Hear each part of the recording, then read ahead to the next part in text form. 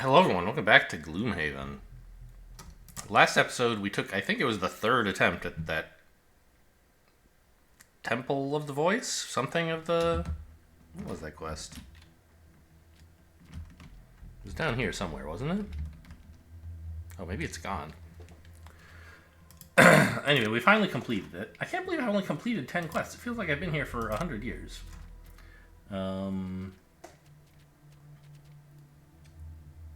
Was it Temple of the Seer?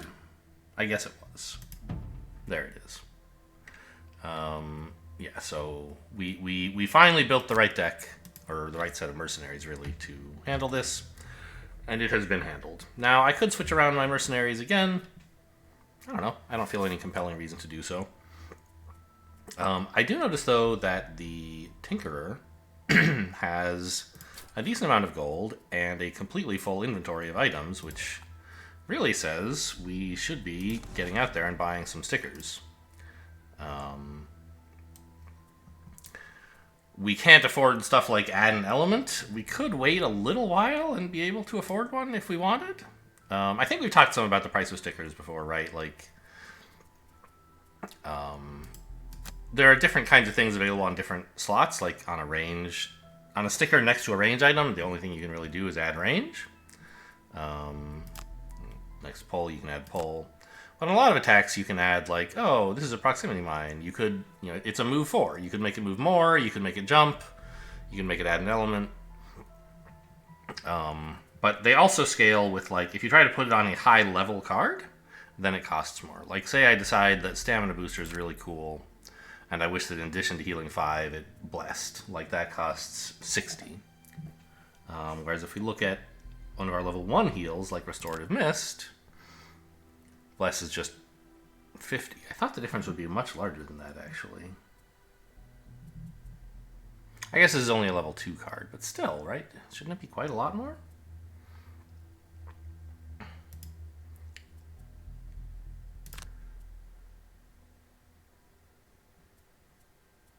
Oh, I see. 1 and 2.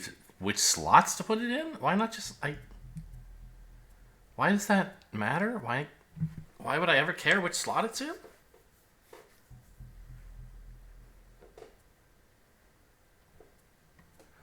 Like, obviously you need to be able to tell them apart so you can sell one, but, like, I don't think you can put the same sticker on a card, can you? Maybe you can. Maybe you can put plus attack, plus attack. But in that case, like, selling it is still... You don't need to know which is 1 and which is 2, right? They're the same. Anyway, on this, Bless is like 80. So, putting it on higher level cards is a little bit more expensive.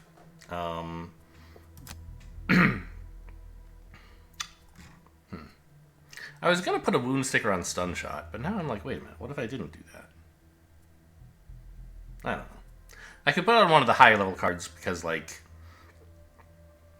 stickers, as I've mentioned, I believe, do persist between instances of a character. So, like, if we retire this Tinkerer and hire a new Tinkerer, they'll come back with all the stickers we bought. So, like, you want to put stickers on cards you're going to be using forever. But, like, it's also not, selling them and buying them back isn't that bad. I don't know, shut up. Just, like, buy a wound sticker on stun shot. It's... Wounding enemies is a great way to, like, sneak through shields, for example, and just have sort of reliable damage.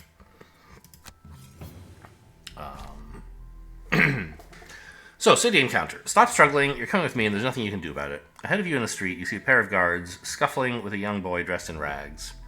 You snatch purses, you go to the Ghost Fortress. No way around that. That's a weird name for a jail.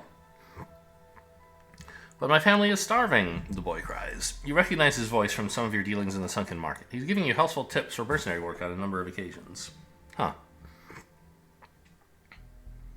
No. I don't know. I could buy him some apples or something. Okay. Kind of a sad outcome. Usually city quests are good for you. Oh well.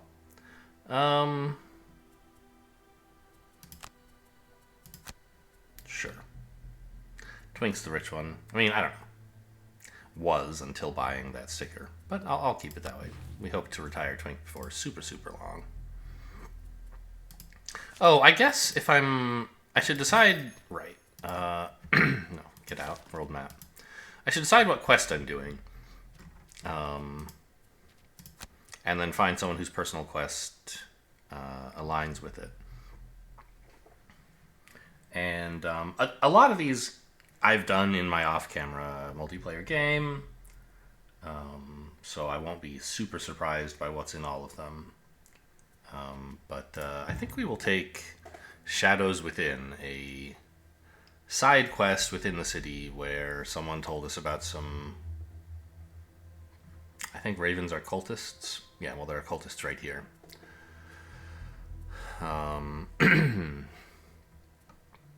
Cultist, Hound, and Living Spirit. Is this right?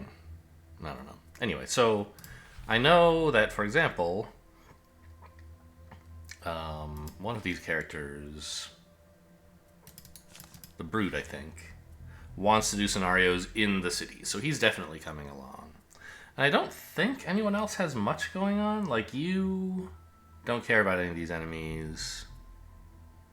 You don't care about quests in this area. And you... It's a side scenario. Okay, yeah, sure. We could bring the Cry card, I guess.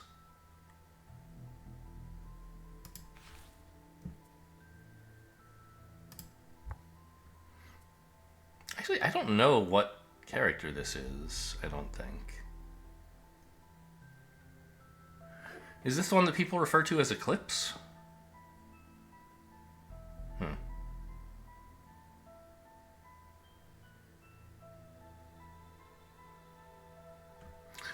So, what do you have going on? Okay, sure, whatever. Did you ever buy any, like, stickers or something?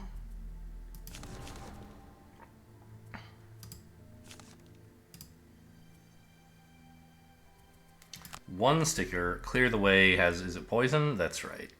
The stickers are so subtle, like, I mean, obviously if you look closely, you can see it, but it's just like, you know, a green sticker with white, you know, a small green blob with white scribbles on it on a background of green with white scribbles. Like, obviously the scribbles are text, but anyway. My point is just like,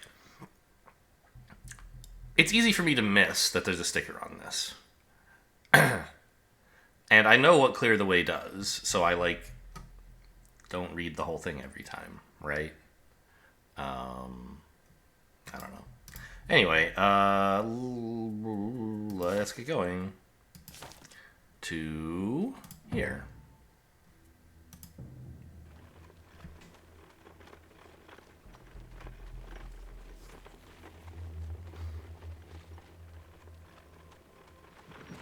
Are we under the bridge? It is almost midnight when you arrive at the silent bridge. Looking around, you find a dead raven hanging over the side. Farther down, you see a small opening at the base of a column, illuminated by a dim light. You climb down on a rope, and between all the dirt and trash, you find a wooden door, marked with the same raven symbol. This night has changed, and not for the better. You burst through the door, and hear an eerie crying at the far end of a stone hallway. Around you are robed men and their guard dogs. Something sinister is brewing. Be the first to kill a monster seems sort of unlikely. Allow nobody to die? Sure, these guys are good at tanking, kind of.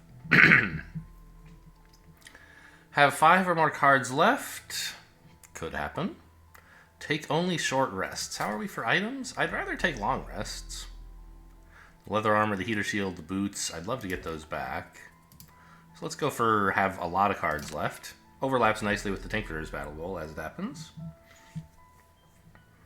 Reveal a room tile or loot a chest. Well, we can see from the rewards that there is no chest here. So we're going to go for reveal a room tile. And any changes that I need to make for the enemy types here.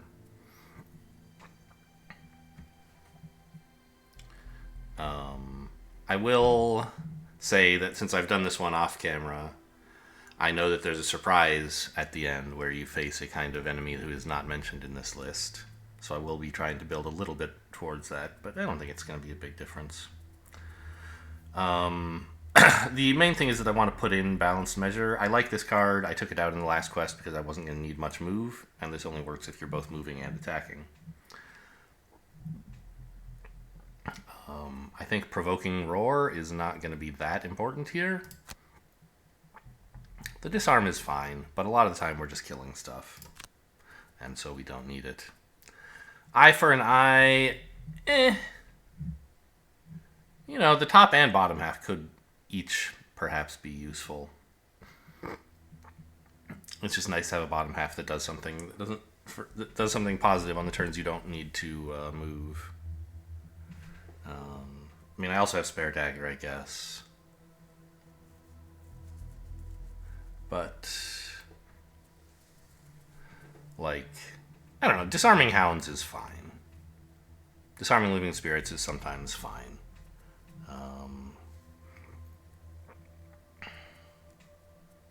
But I don't really think I want to cut anything to put that back in, do I? Let's maybe get rid of the shield bash, actually. I think that's worse.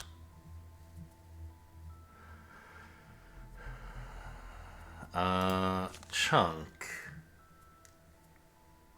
What, are you, like, built melee or ranged right now?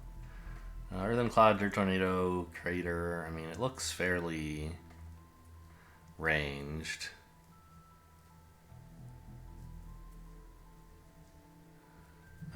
So it's nice to have a way for living spirits who have 2 shield to be killed, right? You want a way to make them suffer damage directly, which the cry card has. Massive Boulder, and isn't it Rock Slide is suffer damage? Yeah. So I think he's sort of fine.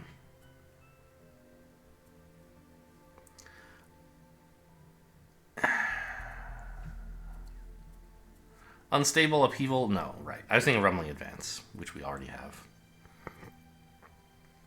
We could maybe try to put in backup ammunition to let us use, you know, like Massive Boulder twice. That's a thing I often enjoy.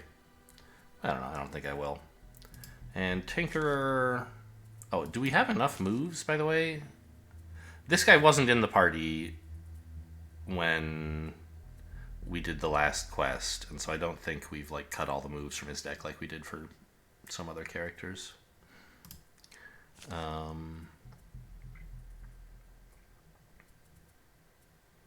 Energizing Tonic, no thanks. This requires... That's ice? I don't think anybody's making ice, so the bottom half of this is sort of meh.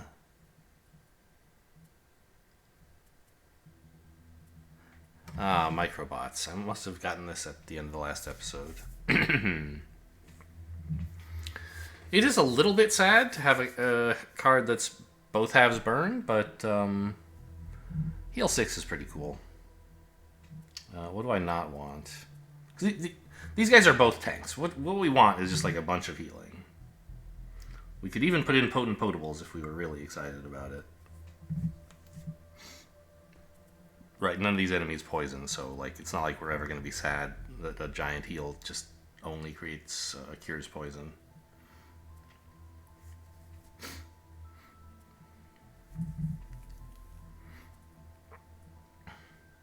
The funny thing is, Energizing Tonic almost looks better than Microbots, right? No, I guess not. It has a bigger move on the bottom. But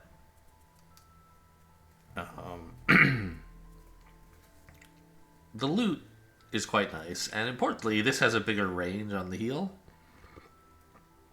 so you can use it more often. You don't have to be like right near the guy you're healing.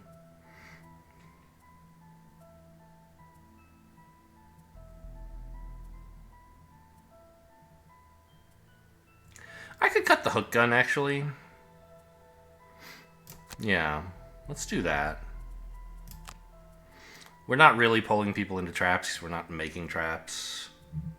We don't need people to get next to the Tinkerer. Let's go this way. See if I can remember my battle goals for a change.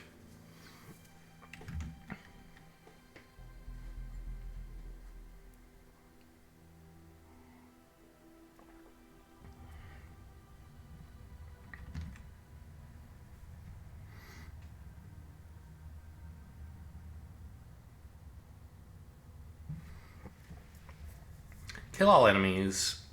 Right. Monsters heal 1 if they start their turn within 2 hexes of the altar in the last room, which I believe is in the center right here. All mercenaries and mercenary summons suffer 1 damage at the start of their turn if they're within 2 hexes of that altar. So being next to the altar is a benefit to them and a detriment to us. Okay, so right. The Tinkerer is not supposed to let people get exhausted. The Cragheart's supposed to have a bunch of cards left. And the Brute is supposed to open a door? Yes. Okay. Well, there's a couple doors. We should be able to manage that. Combat-wise, it's not always clear whether we should prioritize killing the Hounds, who are doing damage immediately, or the cultists, who will presumably soon be summoning living bones. So the faster you kill the cultists, the less total damage you have to deal, right? Yeah, I've sort of forgotten how to play this guy. I mean... Oh. Did I not put in... Oh, does this guy not have hook and chain? Is that's something that's only on the Brute on my other... I don't remember.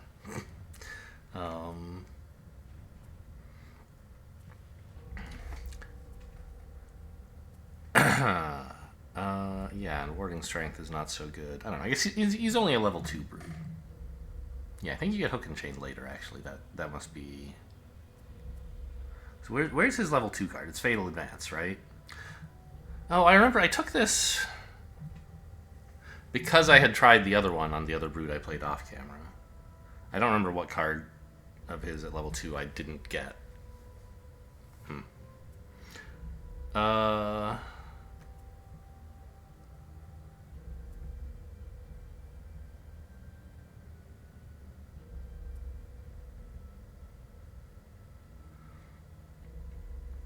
It would be interesting to, like, maybe retaliate, I guess. Because cultists often move like 1 and make a tiny attack, and it would be nice to hurt them. Like I could start here, right?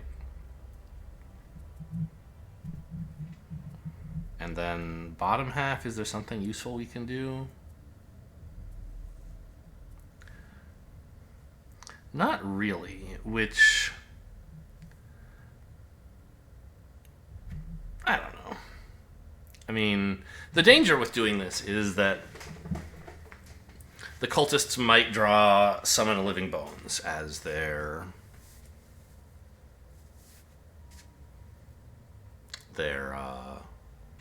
action for this round, in which case Retaliate's going to be pretty bad. Now, I can compensate for that by playing my other card as, like, giving it a good top half, something that I would be perfectly happy to do instead, combined with the bottom half of Eye for an Eye. Now, the bottom half of Eye for an Eye healing will almost certainly do nothing, because I won't be getting attacked if I'm moving early. But, you know, it'll still be a move, so, like, I don't know. Maybe I can wait on this Retaliate, but it seems really nice to, like, what if I could just move way up here and... Right? And, like, I could take... No, I don't think Leaping Cleave is a top half I would be happy with, right? There's no good way to target it. Trample could be okay. Just Warding Strength, I guess.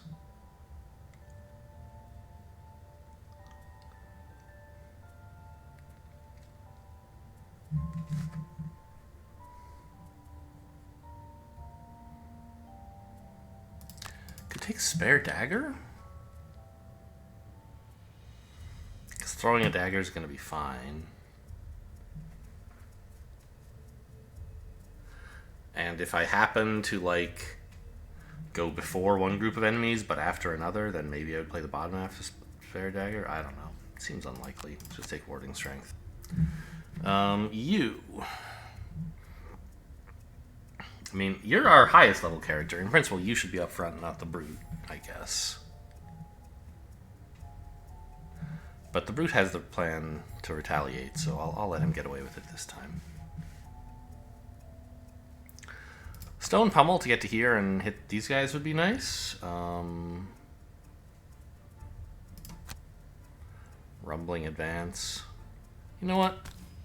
Maybe I will swap you with the brute.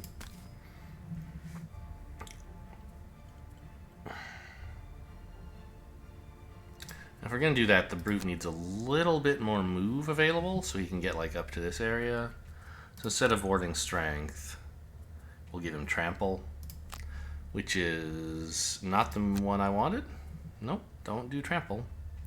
Overwhelming assault, right? That moves 3. Yeah, that's enough to get him up into this area, and retaliate will be pretty good in that case. Okay, so if you're taking Stone Pummel and Rumbling Advance, you want to move up to like here to really hurt these guys. Do you have boots? Yeah, so maybe you would come up here even. Sure.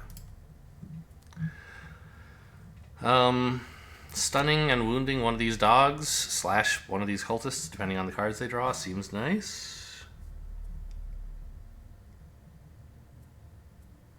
Bottom half. Flamethrower is unlikely to do anything right now.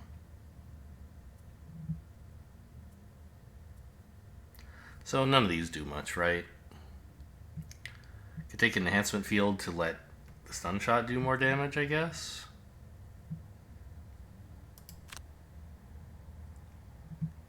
No, I like this. It's an attack 3 at range. Let's just use the flamethrower. This way, if the Tinkerer gets attacked by this hound, it'll be less damage. Sure. I mean, I don't know. I guess is it possible that either of these guys stand still? I think from the Tinkerer's perspective, that could totally happen. And in that case, like, shielding them up is kind of nice, right? Let's go for that.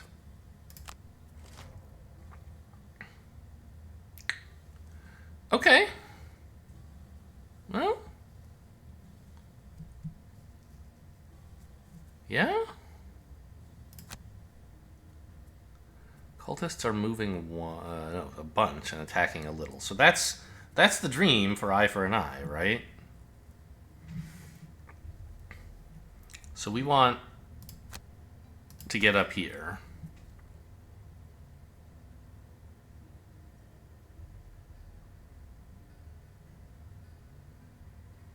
And retaliate, I think.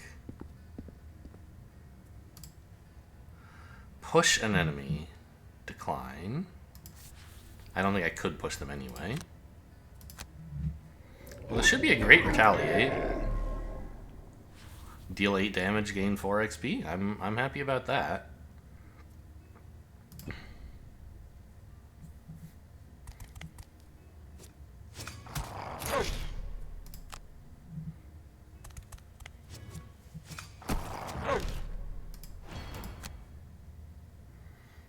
And the shields were a little too late, it turns out.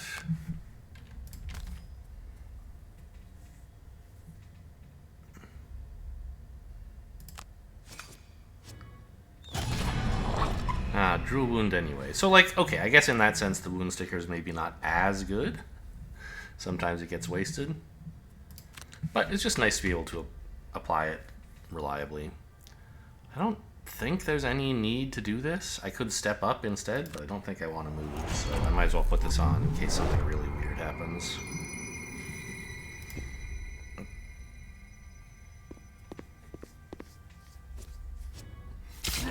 Ow. Pretty big attack for a cultist.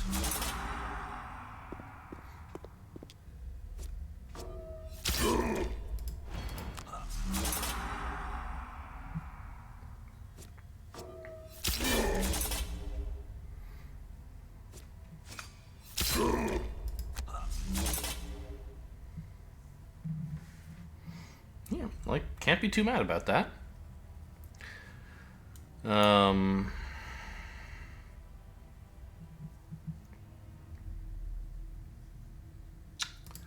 mean, you know, harming the brute in exchange for harming these two, it's sort of a toss-up as to whether that's good or bad. But this way lets us generate some earth, so I'm gonna go ahead and hurt the brute here.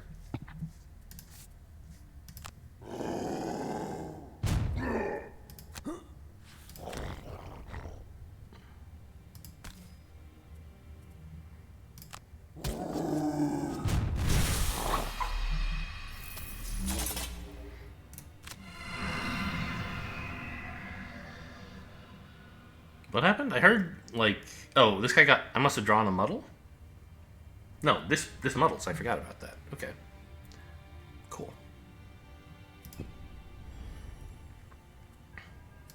So the brute, we do have leap and cleave, right? Or no, sweeping something would attack all of these, but I don't have that. Okay.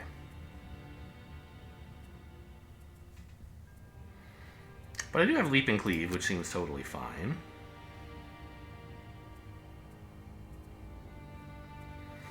And spare dagger? Seems good.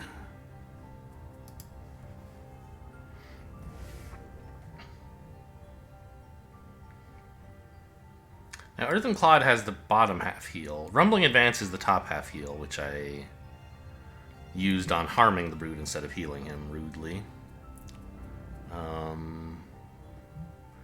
about a Dirt Tornado to muddle all these guys, maybe?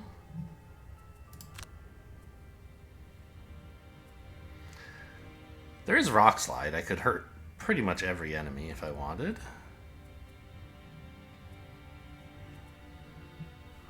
But I think we're still in this situation where muddling them would be a little better because we're not like about to kill them all.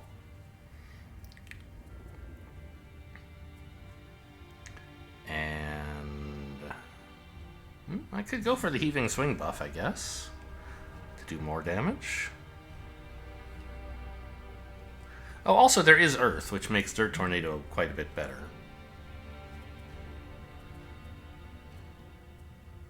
Yeah. Maybe I'll just Earthen Clod to heal the brute and Dirt Tornado to muddle his enemies.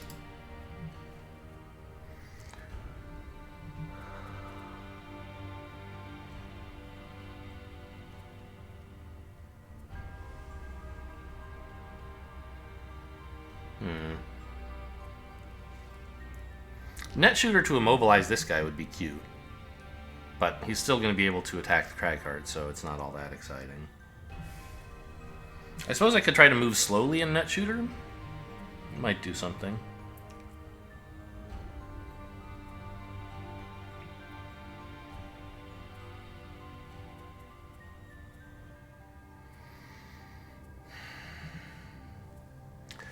I would prefer to be doing damage right now rather than healing the brute, because it doesn't look like he's about to die, and the faster you kill enemies, the less healing you're going to need.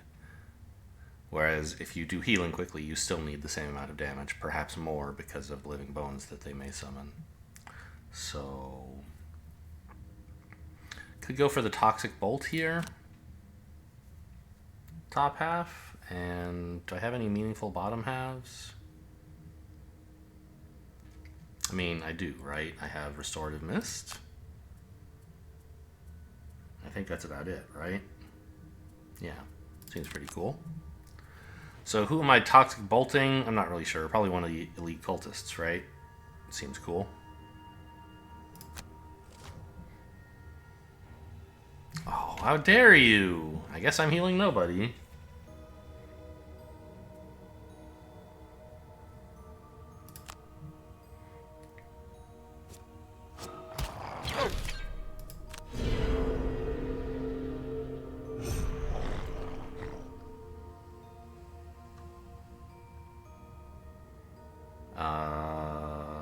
I could play the cards the other way around now that I can't move, if that made me want to do something different. Like, I don't think it does. I don't want to play Toxic Bolt bottom half, so...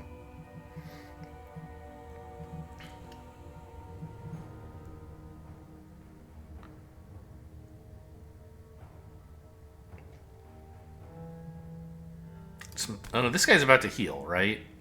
And it's only a heal 1, so he's basically just like getting rid of poison. Let's shoot the hound, I guess.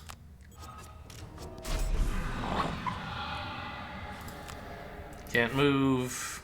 Can't heal.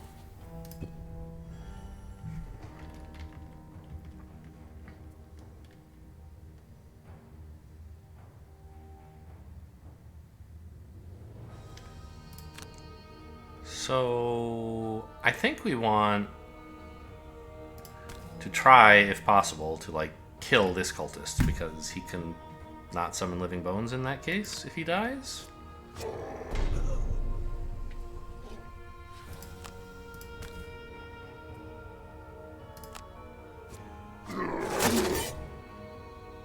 Lame. Cragheart, any chance you could roll high to finish these guys off? Ooh, a power potion. That would actually be kind of nice, right? This deck has a fair number of -1s in it. Or, you know, cards that are 0 or less. Well, actually, now that I look at this, heck, why do I want a power potion? To try to kill this guy, right? But power potion only makes the difference if I draw specifically a 0. Which is quite unlikely, right? I'll either draw less than 0 or more than 0, right? So I might as well just go with this. Oh, it muddles the Cragheart, doesn't it? I always forget about that. Still, worthwhile. Yeah, see? The power potion wouldn't have helped. Well, it would have added 3 damage, but it wouldn't have been like the key that like really saves the brute's life, or you know, kills an enemy and does something cool, right?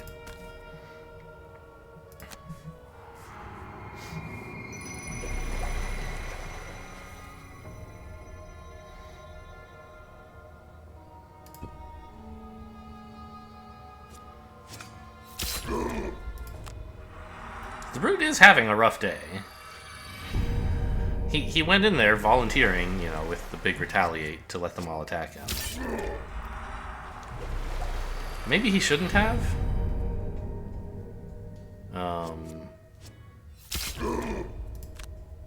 Because I basically, like, let the cultists get an attack in. And it was an attack 2. In exchange, I did 2 damage to them.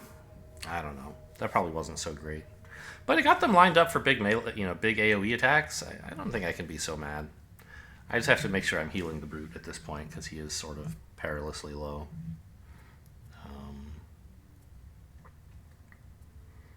Like reinvigorating elixir or stamina booster or something.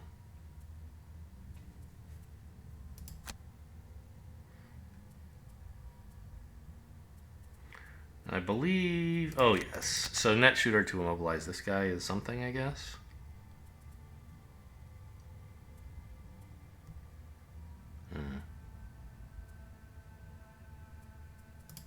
In that case, I may as well go for the heal 4. I wanted an elixir because it has a lower initiative value, which I'm using net shooter anyway. And that's not really an issue.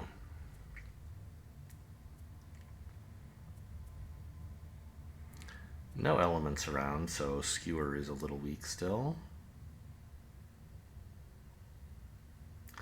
And I guess it's not getting better because I played the Leap and Cleave as an attack, so it's not going to be generating air for me.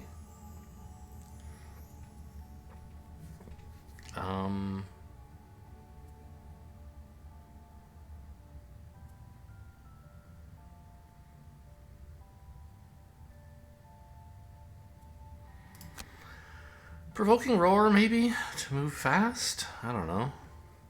Doesn't seem that great, but it also doesn't seem awful. I want something that could, like, potentially kill one of them, right? Warding Strength does a decent job of that. And then maybe after that we sort of back off? Let the Cragheart take over the tanking?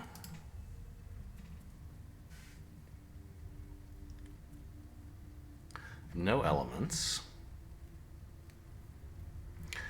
Is this time for a rock slide?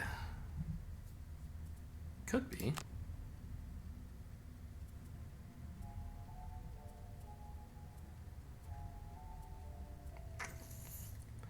No bottom halves that do very much.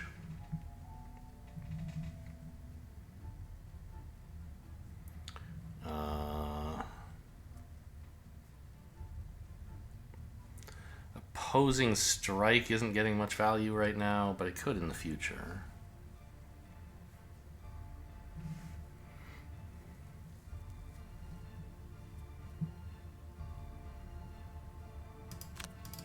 Maybe just act fast and throw rocks?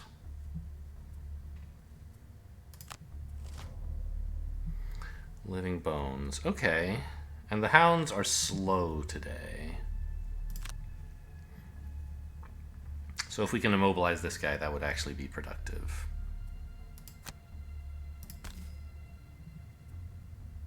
Well, let's apply the heal first so I can move wherever I want without having to worry about whether I'm still in range.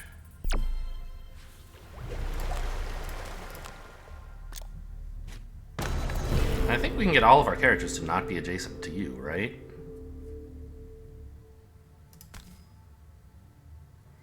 You know, I don't think it's so bad necessarily if the Tinkerer tanks a hit from this guy. Because he's going to get an attack one way or another, right? Might as well be on the Tinkerer, who is not usually in much danger of being killed.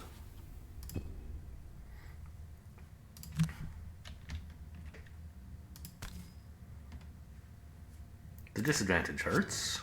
Oh, never mind. It's no problem.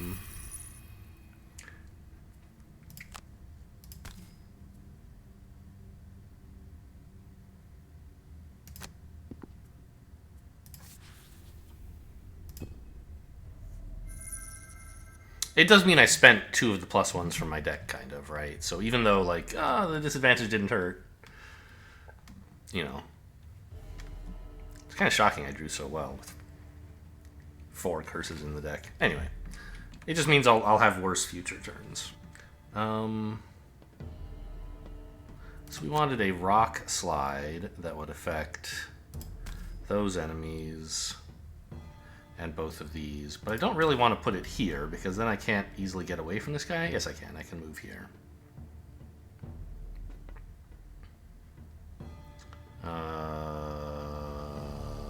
Well, in that case, maybe I'd like to move first.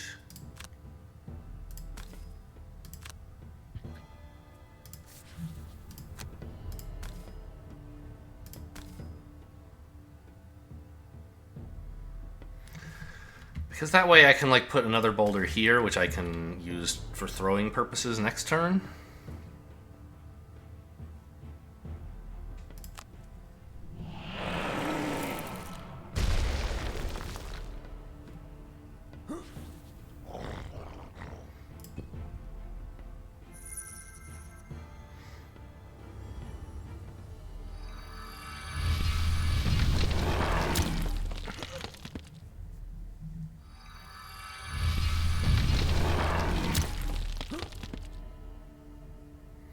Okay, and now the enemies are set up so that conceivably Skewer might be useful on a future turn, right? We could get these two together, for example. I think that's pretty much the only way, unless we burn to move, jump to get back here, and I guess even then it still doesn't work.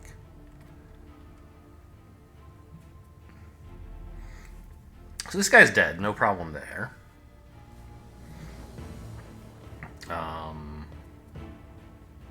Enhancement field to kill this hound might be nice. Anything good going up on the bottom halves? Not really.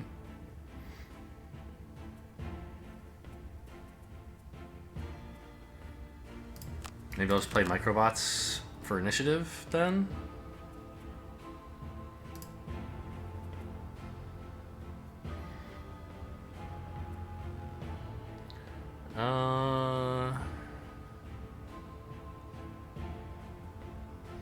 Skewering these two does seem decent.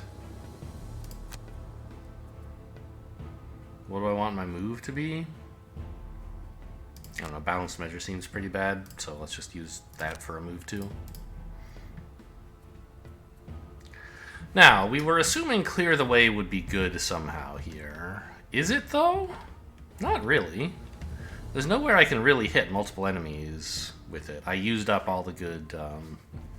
I used that up last turn by... Well, I guess if the brute were to move, this spot would be okay. But do I have anything else reasonable I could do?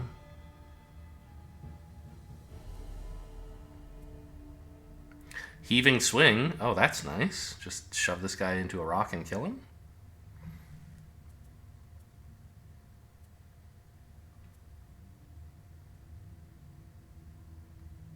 Actually, I don't even have to hit him into the rock, right? Just heaving swing plus spend the earth on the tremor blade is a kill. It turns out this makes the brute's skewer sort of bad, but we're not meant to know that.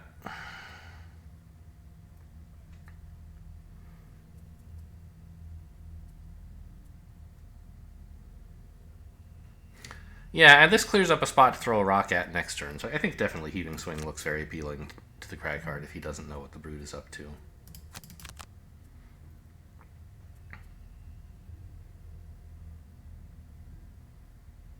I mean, I guess the brute is acting first. He may just kill this guy and then, I don't know, we find something. Okay. That's actually kind of funny. They blow up when you kill them, but we're pushing them away. Oh, but we might not be? You don't get to push someone if you kill them first.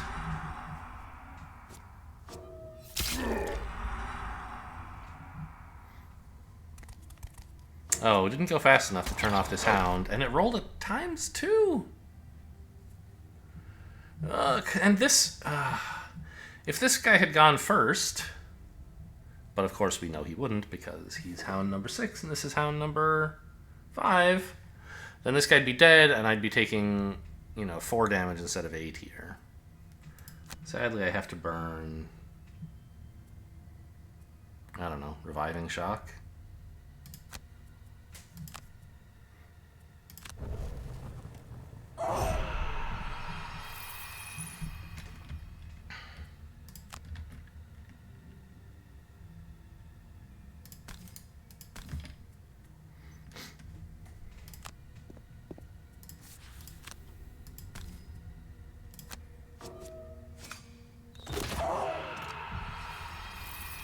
All right.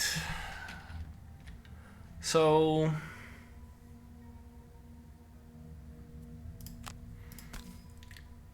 I think this skewer is sort of the best we can come up with. There's some chance that this blows up and kills the Cragheart, but it seems much more likely that I just roll zeros and don't even hit anything.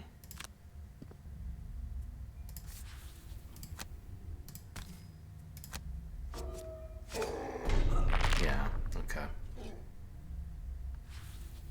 Got a decent hit on the skeleton, which I can't be too mad about. So, here's the thing. Heaving Swing, if I spend the earth on it, it's more likely to kill this guy. Problem is, it might kill him without pushing him, and then he'll blow up on me. For how much? 4, which I would prefer to avoid. So instead, I believe I just let the earth go to waste.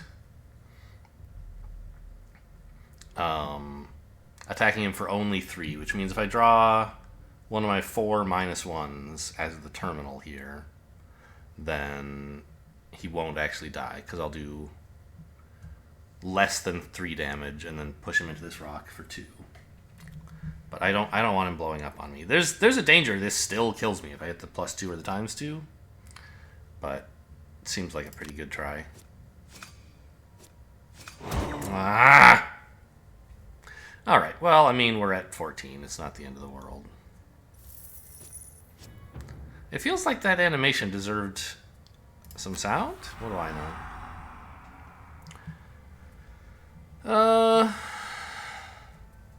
I was planning to use this for move, or I basically just use it for initiative.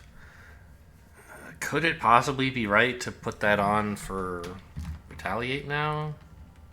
I don't think so.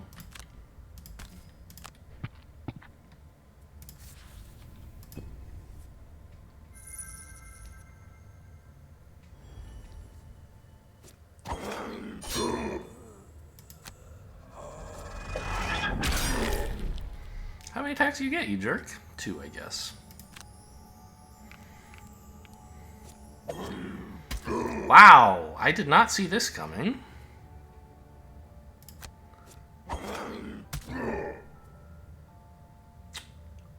I know I could have burned a card on the previous attack to block 3. I was sort of hoping I wouldn't have to burn here and he would attack for 1, but I don't know, that's probably greedy.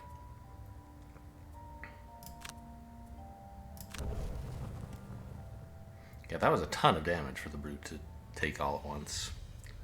Let's go with the elixir and... Actually, I mean, this could be a good ink bomb now that I look at it, right? They're clumped up in exactly the right shape, and we sort of would like to kill them. But I'll play it together with elixir so that I can still change my mind later. I think it has to be a short rest here. I don't know. Long rest gives you back a bunch of HP in multiple ways, and there's only going to be one person attacking you. I think you can get away with a long rest. Problem is, Crater isn't really doing anything. I guess there's Massive Boulder on this guy. Seems okay. Sorry, Clear the Way isn't really doing anything. I might have said Crater. There is Earth lying around. I don't think that matters very much.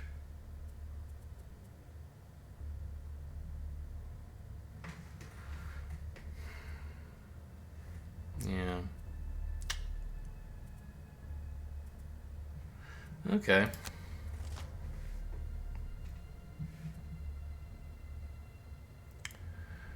These guys are both moving after all the enemies, which I don't like.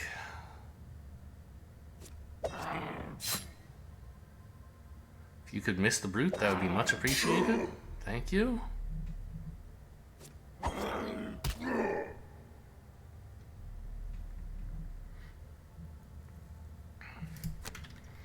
I still think the ink bomb is reasonable. On the other hand, the enemies have already acted. Maybe it's not so urgent to kill them. Maybe Cragheart's gonna kill them? It doesn't look that way, does it?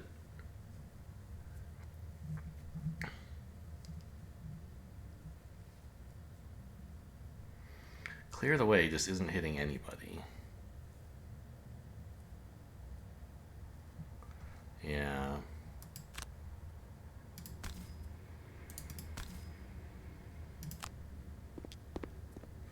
I hate spending an ink bomb so early, but I think it's the right thing to do.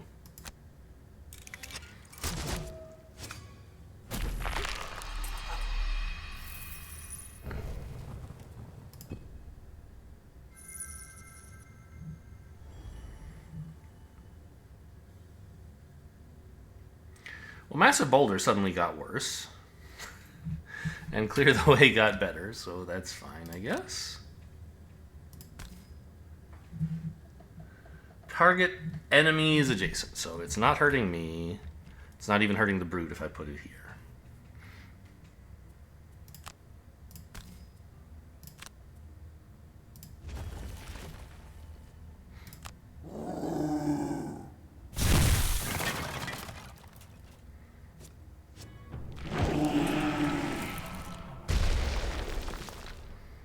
Okay, well, that went all right, I guess.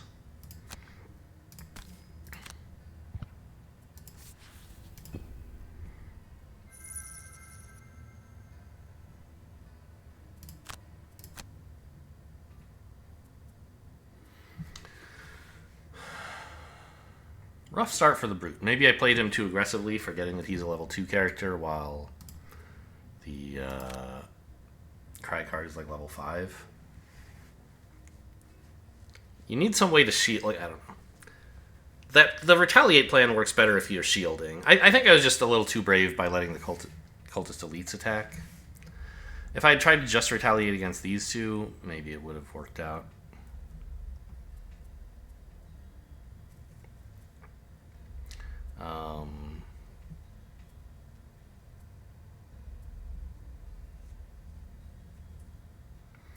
Warding strength, maybe?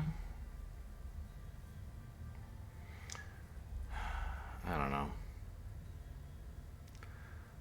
The bottom half is like heal 6, which is kind of okay for burn, and the top half is fine. Maybe Spare Dagger is just like the greedy thing now.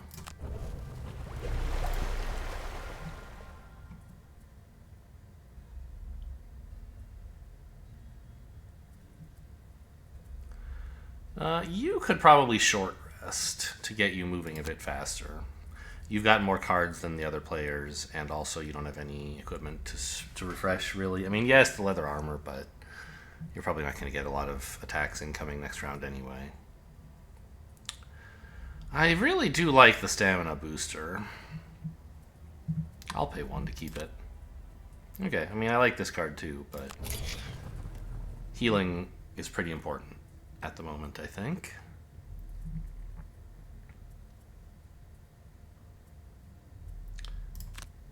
Speaking of, let's play that now, I guess.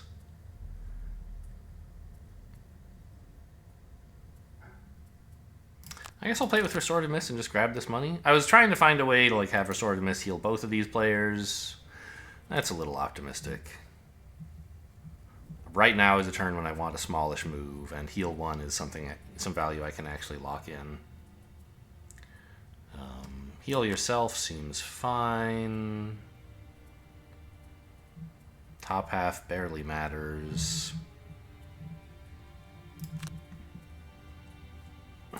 We might have to rest again before we go through the door.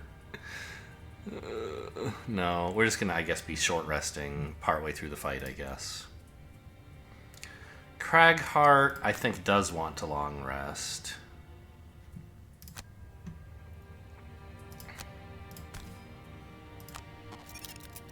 Wait, no! Ah! I meant to move and heal with this, and oh my god. I just assumed, oh yeah, I only played 1 top half heal, let's activate it. But no, I played 2 of them, and I activated the wrong one. I mean, I guess there is something to be said maybe for... Yeah, I think actually it's stupid to use Restorative Mist for its move 1, heal 1. Because, okay, so short rest, yes. Burn something else. Yes. Because I can use its top half to heal more later. By playing it this round, I get the healing in faster. But I don't think that's that important.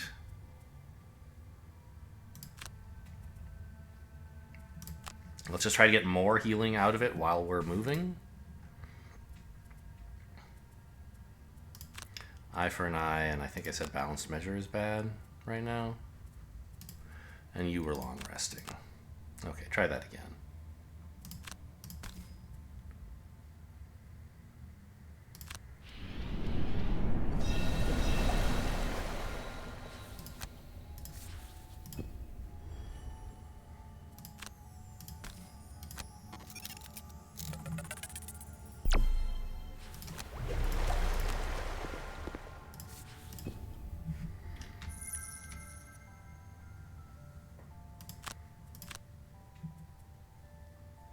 I mean, aside from the fact that 2 of my characters had to burn a card, I think the fight went pretty well. But that is a big aside. I don't know. Crater. Oh, Crater's the one in hand. I can't burn it. Crushing Grasp, I think, is pretty weak. Not even sure why it's still in the deck, actually. Just didn't notice it to cut it, maybe? So Restorative Mist, top half. And one of the move 4s with a mediocre thing on the other side is my move. Crankbow, yes. 1, 2, 3. We'd like a move 4 if possible. Fatal Advance seems like just what the doctor ordered.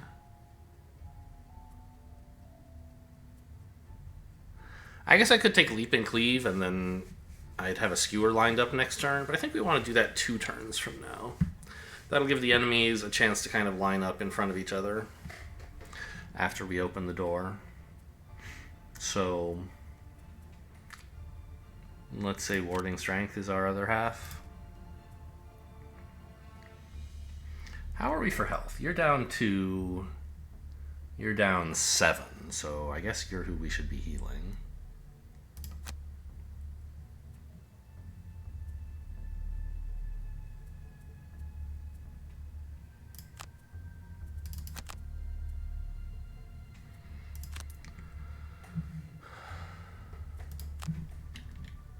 Tinker is probably going to heal himself here, actually.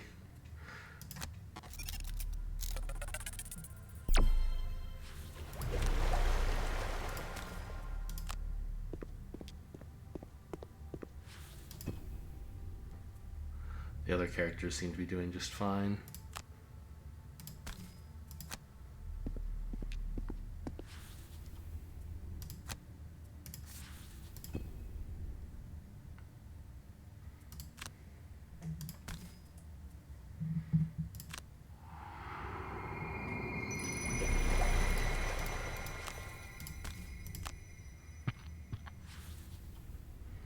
Okay, and these two are ready to head in next turn.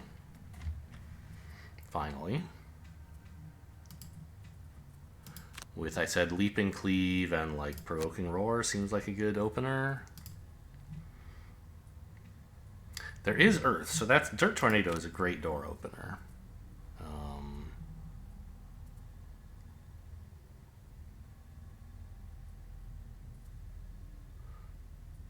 I mean, so is Rock Slide sometimes, but... I think I want you to open the door. Let's say I don't really need the Earthen Clod, I guess. I mean, it's really nice, though. The bottom half heal, too?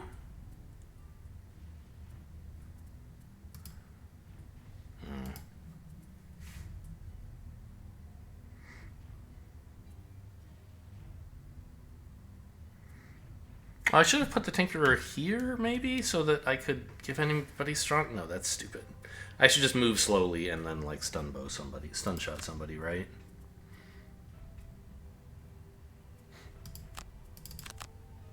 Like this. Alright, Cragheart. No extra healing for you, sadly. You gotta get in there. Okay, what's happening? Cultists are basically doing nothing. Living Spirits. Ooh, those are some big attacks. I mean, they're small attacks. Oh, also, I should have let... I forgot! The Brute wants to open doors. I had him not do it because...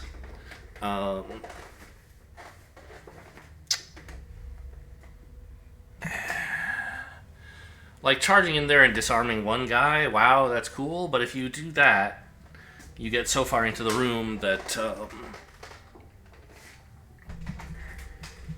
that you're getting attacked by everybody else, right? Which is sort of not great.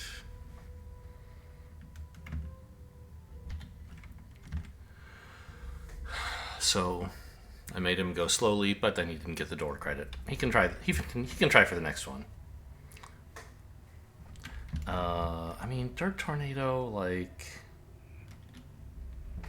The range on this is only 2, which means to get one of these groups of 2 guys, I have to actually move... I have to be at least this far forward, right? I can't go further back, but I don't have to go further in.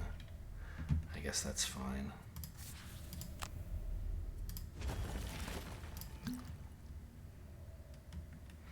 God, this does, like, no fucking damage.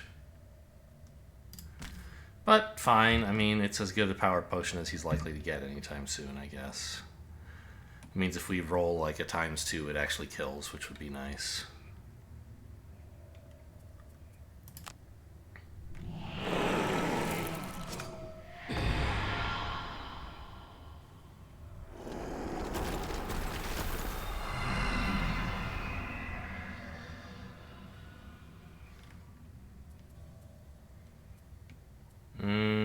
I could pop the healing potion here. Gets him back up to full right before all the living spirits do a ton of damage to him, so I don't think any of this health is going to waste.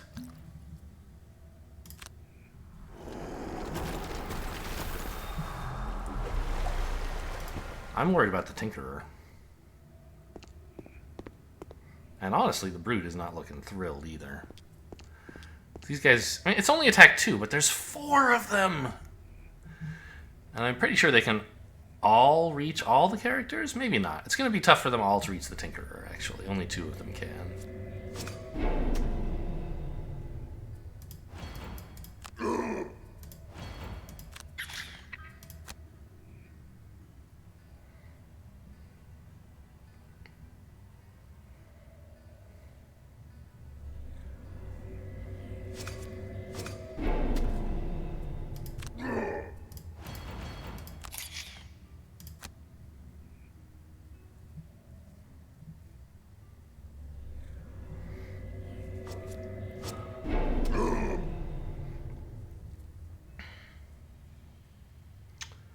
Yeah, take the damage.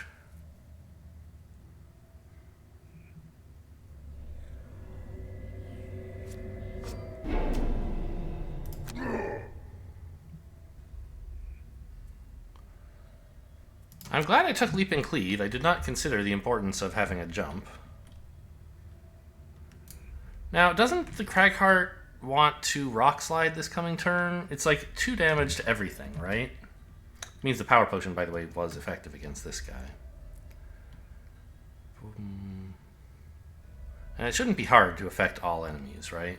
So I think we're going to jump over here. Lines up a nice skewer as well for next turn. So let's attack this guy. It doesn't really matter who I attack because it's almost certainly doing no damage, but I guess disarming does matter, and this is the enemy who seems most likely to be alive next turn. Okay.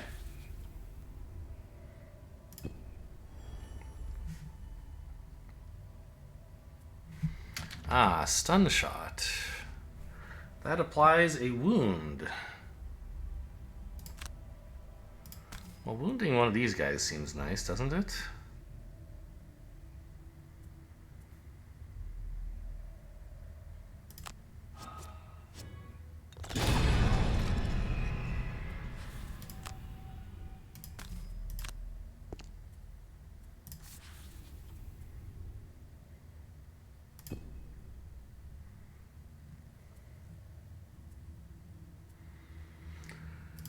Alright, Elixir and Flamethrower seems good. Cragheart has Rock Slide and any useful bottom halves.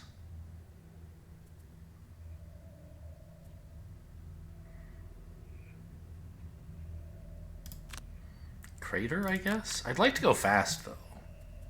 The bottom half of Crater burning could be quite strong, right? But I don't think I need it as much as I need to move quickly.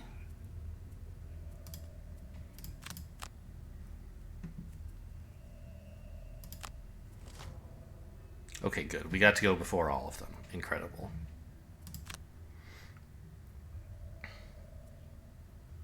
Wait, I didn't play Rock Slide. I swapped the wrong one for my initiative card.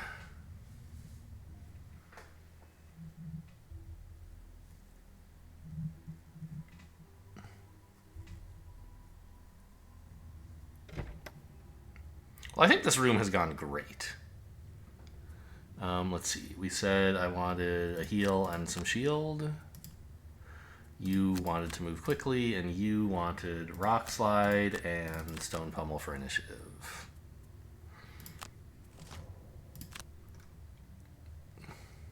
Okay. So Rock Slide. We want, like, that. This is necessary to affect that guy. Which means I don't even need that one, actually. This affects all these guys. So let's put one over here, and then I have a third one which I can use sort of at my discretion. I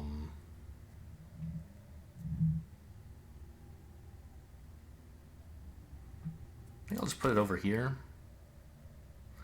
I could put it up... Actually, you know what? Let's put it near the door. There might be a scenario where I can clear the way into the next room with this obstacle. And it's not getting in anybody's way too much, I think. Actually, this might be even less in the way, because you can always just go around it, whereas this one presents a kind of wide obstacle. I don't know. Also, you can reach it from both of these squares.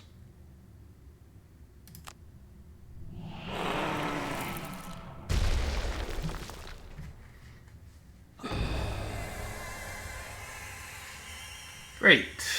Now, we can't actually move. Do I want to burn Stone Pummel? I surely don't, right? That's not why we brought the card.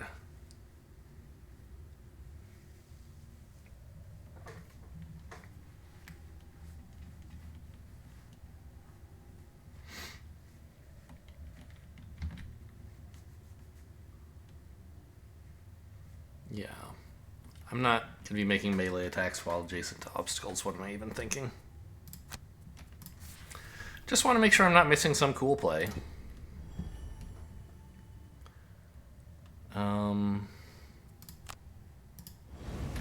Now we have this. I could make sure this guy's dead. What is he doing this turn? He's attacking 4 and healing for 1. Against, I guess, the Cragheart.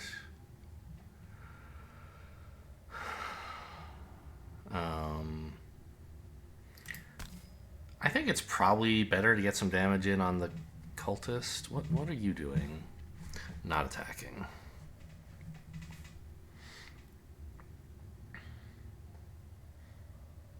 And the Cragheart's going to be shielded, so that makes this even more reasonable. Yeah, okay.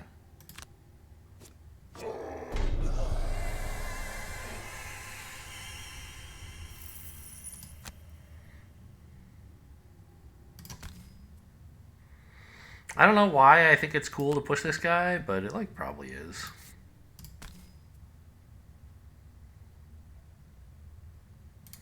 I suppose I could push you onto another gold pile so that we can collect the gold more easily. But I think having the cultist further away is probably good.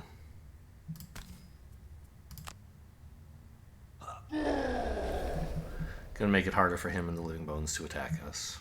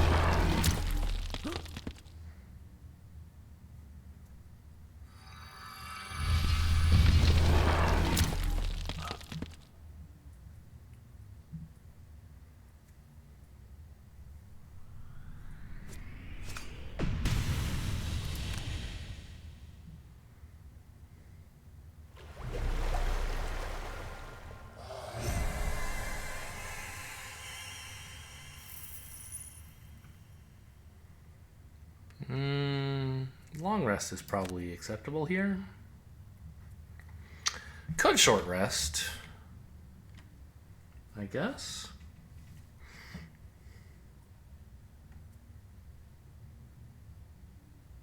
Yeah, there's stuff to do right now, and it's not critical that we refresh any of his items or gain 2 health. Let's take a short rest.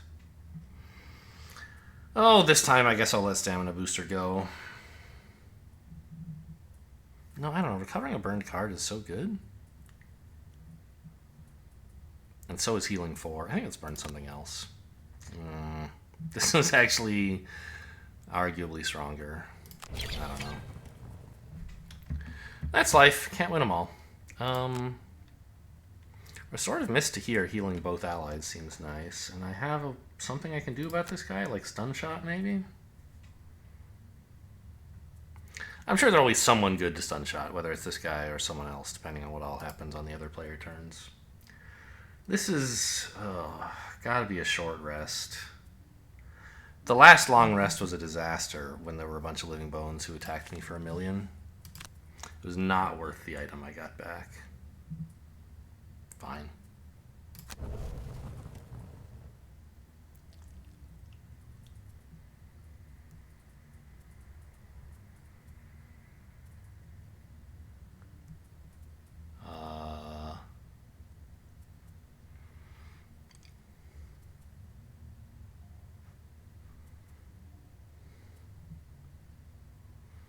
I don't know. Provoking Roar to turn one enemy off, maybe, and then walk away?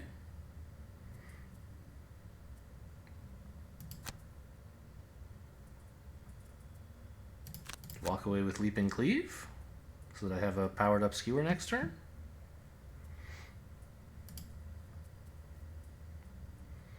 Clear the way on this thing. Seems like it should be okay.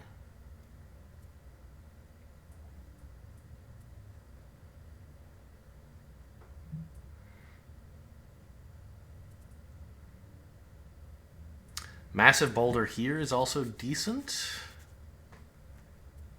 but I can do that later, I think.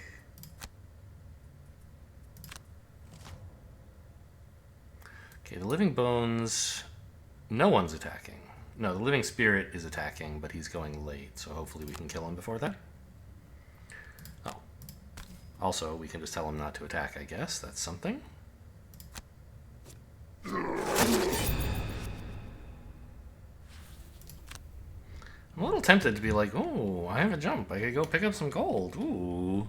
I think getting next to a cultist is good. It'll be tough to aim a skewer next turn at 2 people, but it'll still be good to use skewer for attack 4, right? Attack 4, gain XP. Pretty good card.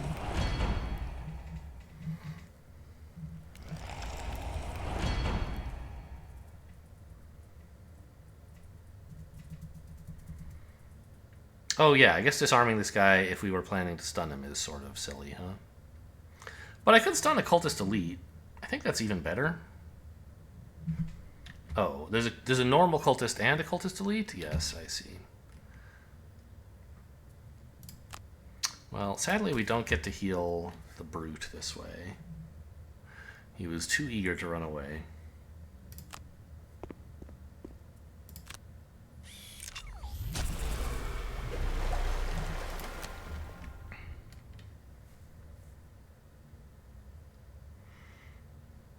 I mean, this just guarantees killing this guy before he ever does anything, which seems pretty cool.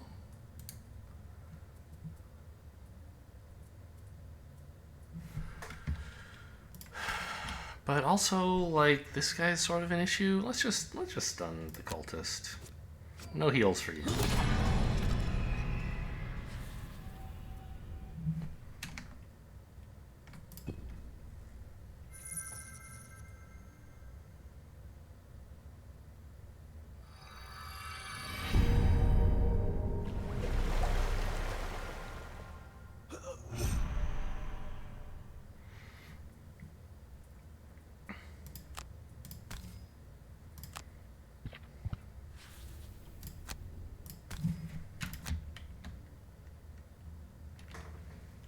All enemies adjacent, so I can hit the Tinkerer if I want.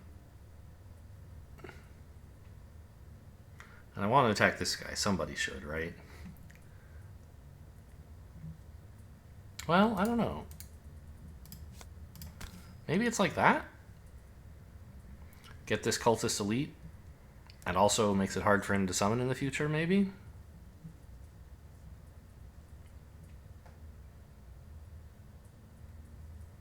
On the other hand, I was thinking, like, one reason not to do this is that this guy has 2 shields. Wouldn't it be better to hit a Living Bones who only has 1? But, of course, this turn they have 2.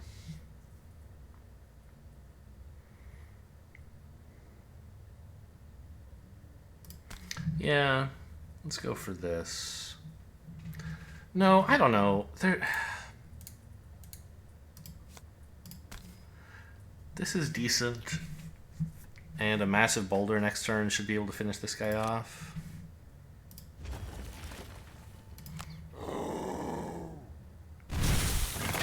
It also basically takes this cultist out of commission, right? Oh, that's a lot of earth.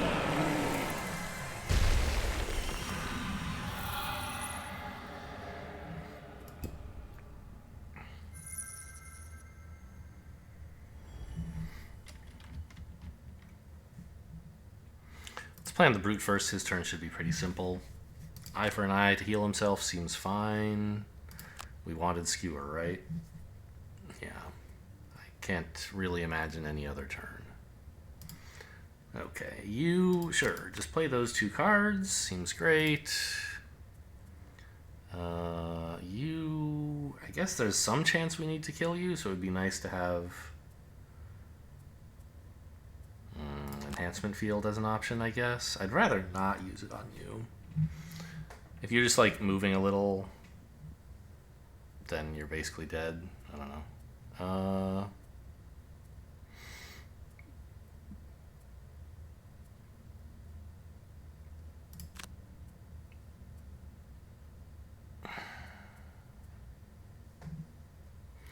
I think actually though, like stamina booster and a move 4 is the best thing I can do this turn.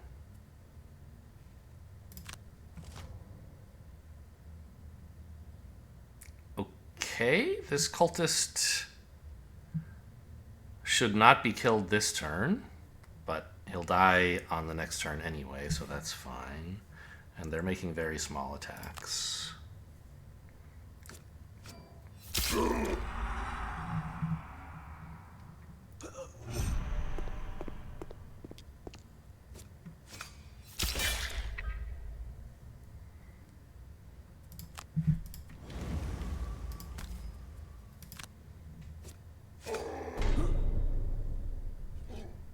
He's like really not drawing all these curses that are in his deck for some reason. I'm kind of amazed.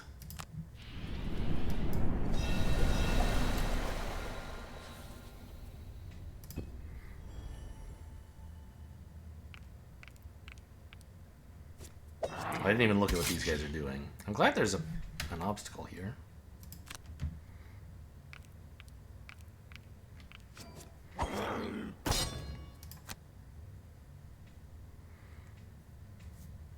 Well, so much for that move 4, huh?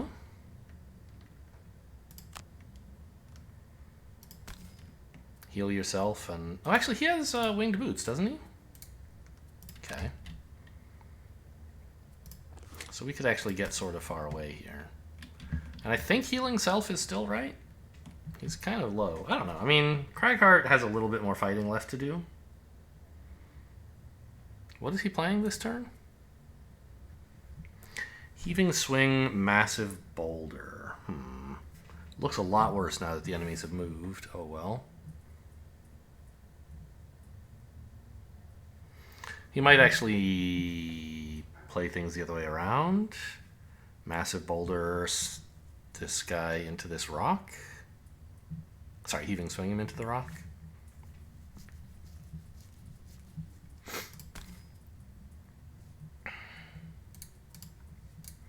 I don't know. Who do I heal here? You're at 4. It seems kind of important that you not, like, die?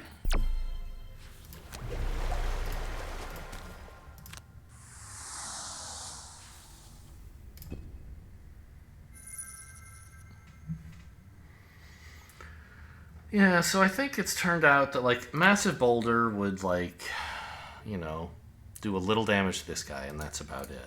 Whereas Heaving Swing here is great.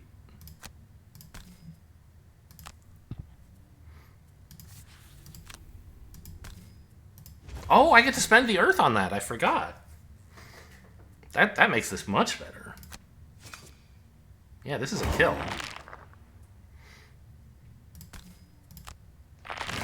Oh, it only does 2, not 3? Okay, not a kill. Still pretty good.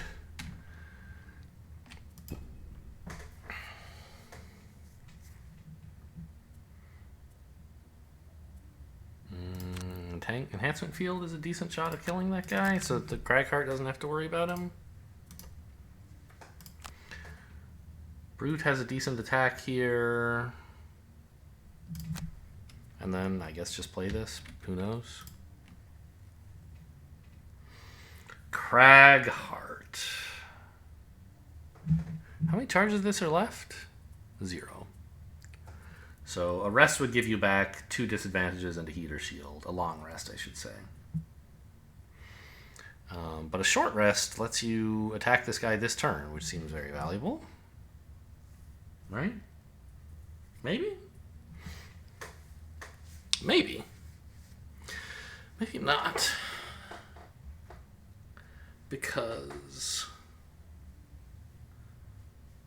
like, I don't know, the amount of damage that that skeleton is doing is small and perhaps even 0 if the Tinkerer manages to kill him.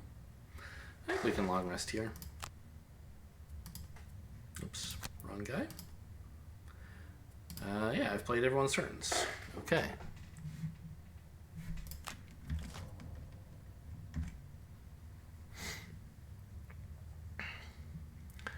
Living Bones is moving and attacking for a lot, so it would be quite good for Tinkerer to succeed at killing this guy. How's the deck?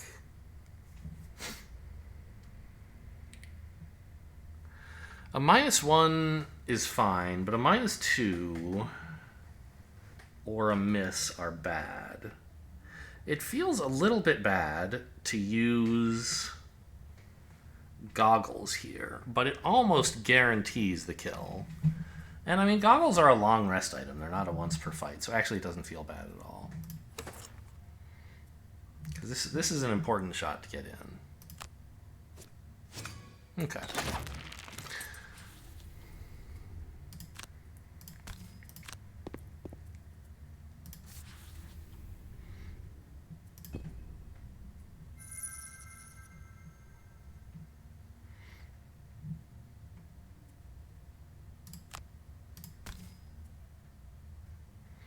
+2? Of course. So the Cultist Elite, move 2, attack 1. Oh, I can push him. Well, hang on. I mean, I'm moving 4, right? Oh, what's the skeleton here doing? Move 3. Uh-oh. I wish I could push him to just here, but that's not allowed. You have to push him the full 2.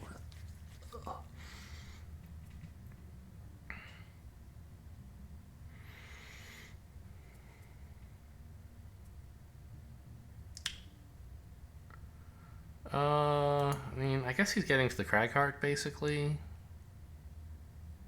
No. He'll always prefer to reach... Maybe, okay, so maybe I do this. I think it's fine for you to attack the Cragheart. I'm going to put the Brute over here. Oh, or maybe just stand on the gold? Ah, yes, stand on the gold. That way this guy comes and attacks me, but his attack is small. I mean, I don't know. I guess the Brute is just accumulating curses, which, whatever.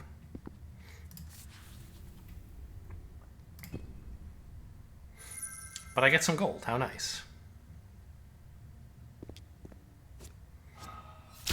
Ow!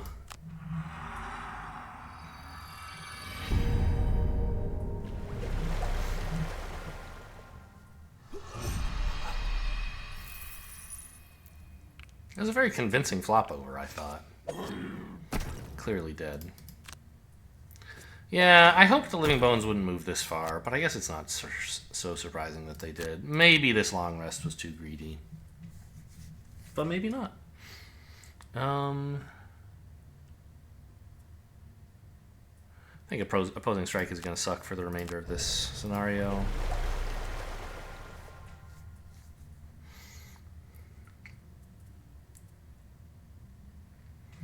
Tinkerer doesn't really have any cards right now. Alright, none of these cards do anything. If I play the turn, it's just going to be a nothing turn. Unless I burn Microbots. Which I could do. I could take an early rest, but given how few cards are left, it seems like a bad idea. I think just take this turn to, like, move closer to the door or something. Kind of bad, but... Okay, I'd like to kill this cultist before he gets another go.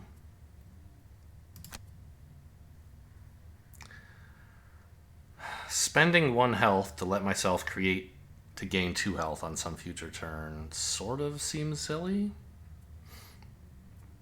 And there's some cards here I'd rather not get rid of.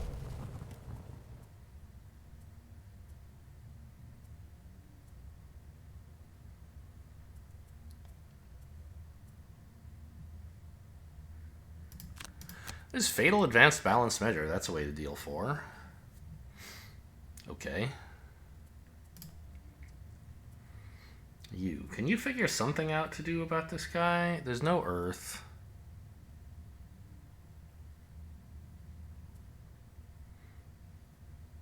Stone Pummel for the muddle, maybe? Clear the way?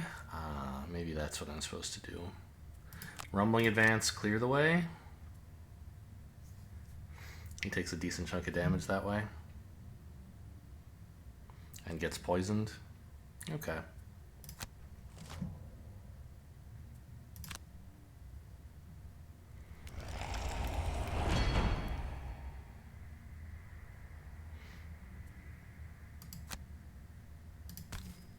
What are you doing? Move 3, attack 2. You're very fast. I could flamethrower you, I guess. Would save the brute some damage and a curse. I think I'd rather just have more cards, thanks. Especially since the flamethrower might not even kill.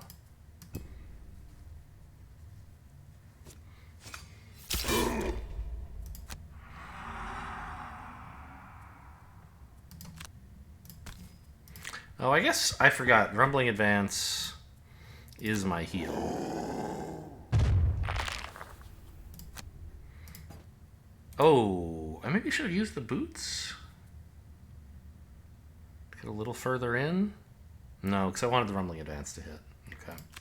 It's just now I have disadvantage, right? Which is a little embarrassing.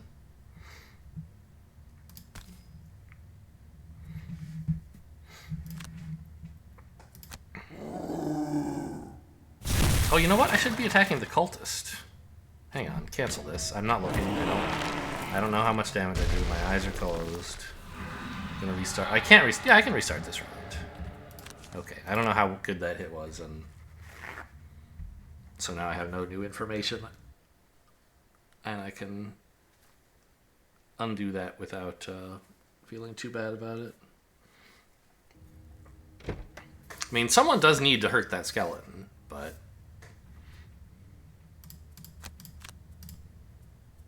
you took a short rest and burned eye for an eye. And I forget what you played already. Oh, it was Balanced Measure and Fatal Advance, right? Yeah. You played, which I think seems reasonable, Rumbling Advance, Clear the Way. It sort of turns out that the Rumbling Advance maybe is not a very good play because, like, the top half heal is useful, but I have too much new information to ethically change that now.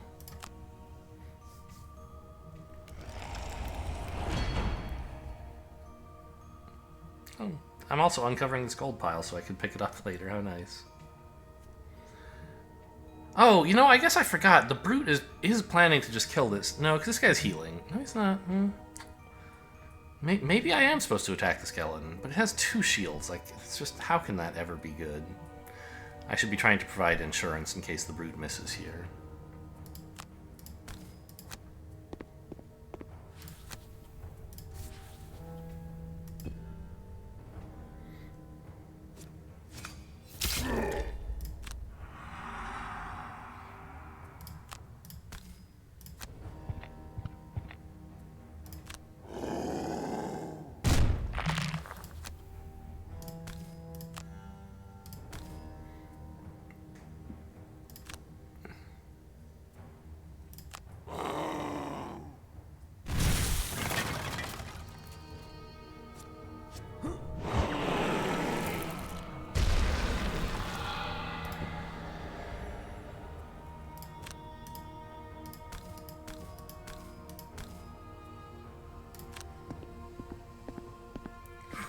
Just gotta warm up for those laps.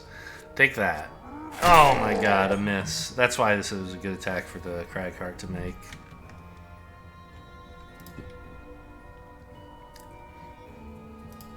Provoking Roar is great. Leaping Cleave sets up air in case I want to attack the skeleton or something.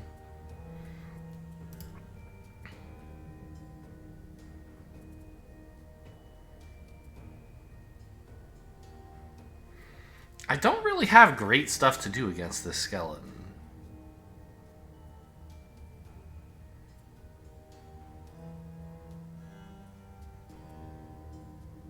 Attack 3 Muddle is like the best thing I can see, and it sucks. I could make him suffer damage. But I think I just want to attack 3 and heal. Now you finally, I think, should be short resting. Okay, could you please not miss this time, Brute? I know you've been drawing a lot of pretty cool hits, so if you miss, it's not really something I can complain about. I'd just rather you didn't. You know, I think it's actually better to leap and cleave here. That way a -1... No.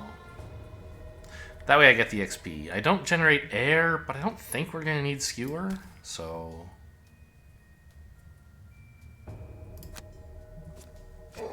Yeah, it's a ×0. I have a whole ass living bones to deal with unless the Cragheart kills this guy. I guess that's what he's going to try to do then.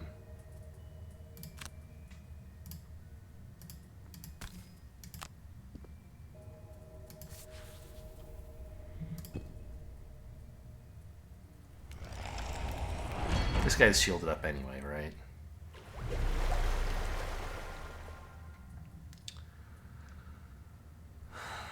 So... I guess to attack this guy, I have to give up on my heal. It's a little sad.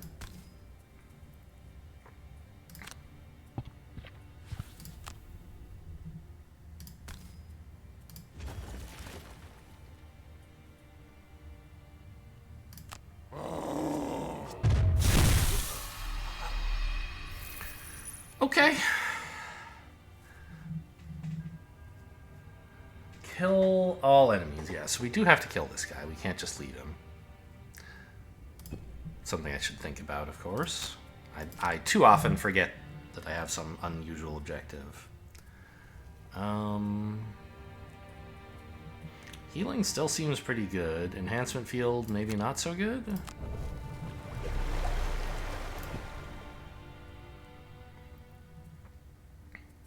What can Cragheart do here?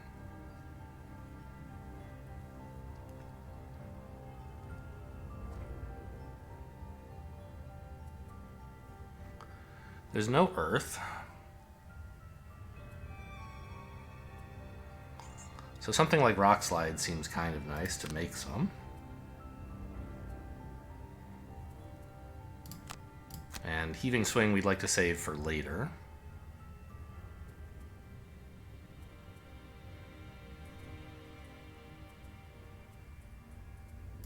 Maybe Dirt Tornado.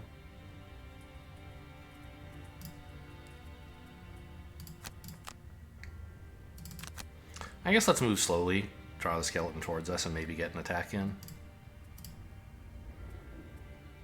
Alright, if the skeleton happens to stand here, I actually get a skewer, which would be pretty cool.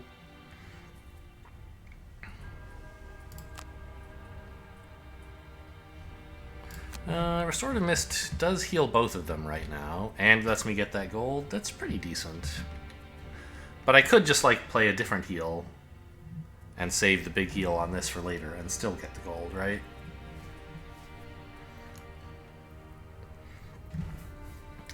I should be working on the Cragheart's deck size, right? Like, stamina booster on the Cragheart bottom half might be interesting. But I think healing is still quite important.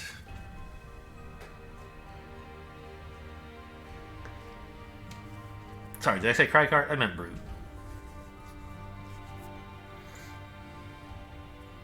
Ooh, stun shot top half, huh? That would be a way to hurt the skeleton a bit.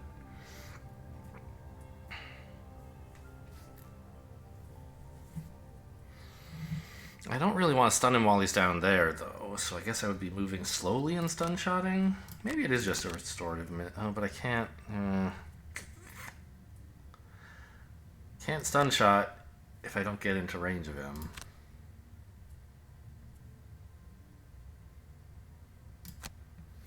Alright, let's just heal somebody and... net shooter over here. Move 3. Okay. He's going after the Cragheart, which is a bummer, but also after the Brute, which at least is worth something, I guess.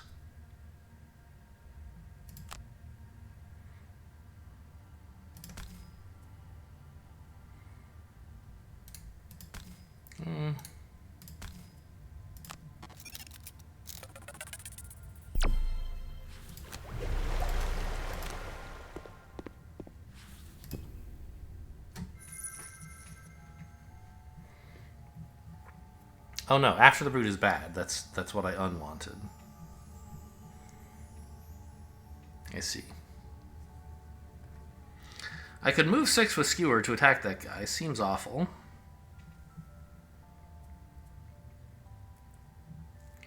He has target 2, so I don't even want to get to, like, here. I would just let him attack me for free.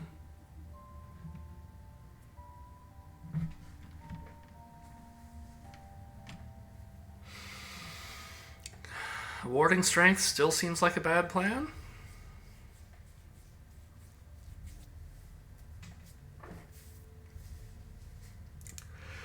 I guess I just skip both actions, basically. I could move here. That's a slight improvement, I think.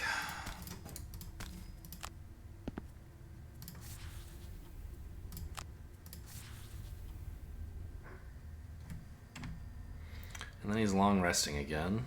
Or not again, but...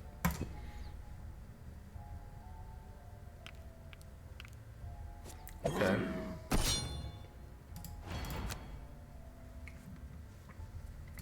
So you wanted that rock slide.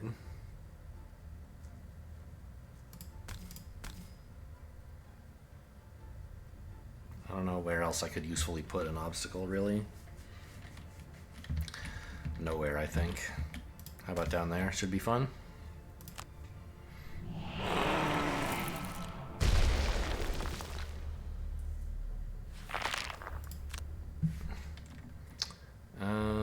We could pick up a card this turn. But I think Heaving Swing is already fairly good.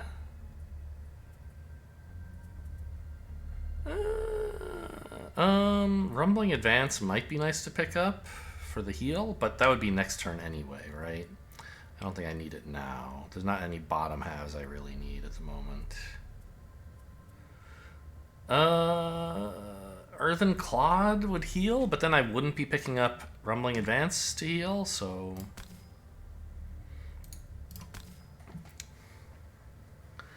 Let's pick up this gold. So the next turn I can maybe move onto this one and attack him.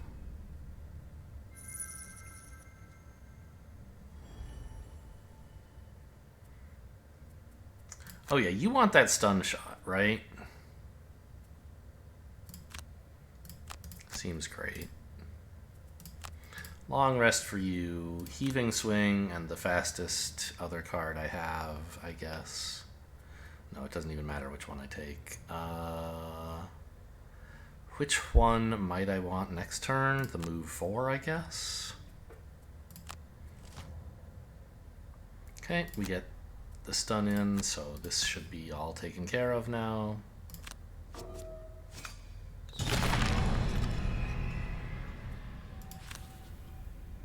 Do I want to be next to the door? Kind of feel like no. Like where I am right now is exactly where I want to be. The shield can't matter. He's not attacking this turn.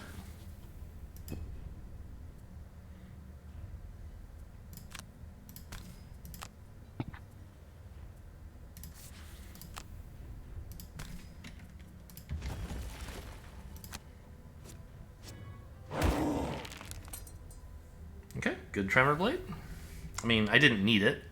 I was going to be able to push him into a rock if I had rolled. If I hadn't had the Tremor Blade, +1 would have been enough to kill, but like you don't want to count on drawing +1s, right? I'm still happy to have the Tremor Blade. I didn't need to destroy an obstacle. Happy with how that all went.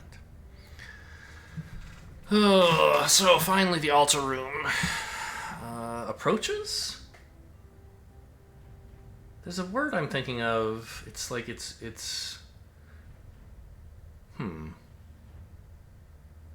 like when it's coming up. It's not approaching us, right? But it's I don't know what I'm thinking of. Clearly nothing. I don't know what I'm trying to think of is maybe more accurate. Oh, let's say warding strength. I don't know.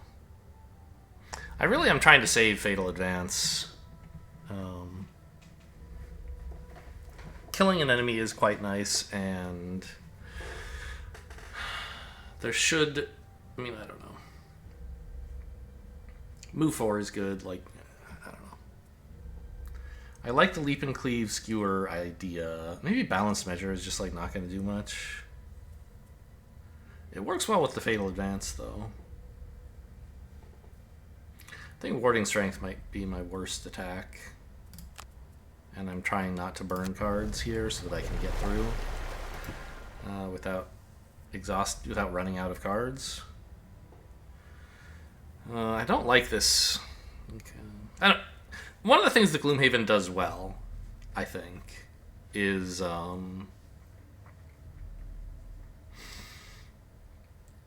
lot of scenarios you feel like you just barely had enough resources left to finish things off, right? And right now, I'm like looking at all the cards I have, and I'm like, I'm kind of nervous, and that's perfect. That's what they're trying to do, right? It should be enough, but like things could go badly, and it might end up being just the Cragheart who's doing the last errand in the final room. I don't know how many enemies are back there, of course, because in my off-camera game, we're playing with 4 mercenaries, and I don't even remember. I think it was like 4 cultists in the 4 corners of the room, but I think probably some of them were elite, so there might still be 4 cultists in this setup. Oh, Cragheart was supposed to pick up Rumbling Advance, wasn't he? Whoops. I forgot. Well, it's not the end of the world. He can do it later.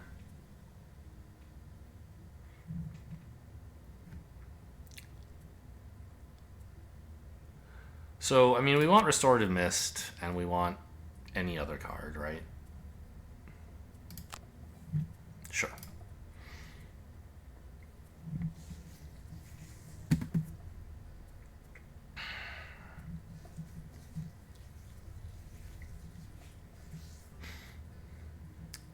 I'm kind of sad that the Brute is ready to go in, and the Cragheart isn't. Maybe the Cragheart should just go. Maybe he should short rest. He doesn't really need to refresh any items. Like, yeah, the heater shield, the leather armor would be nice.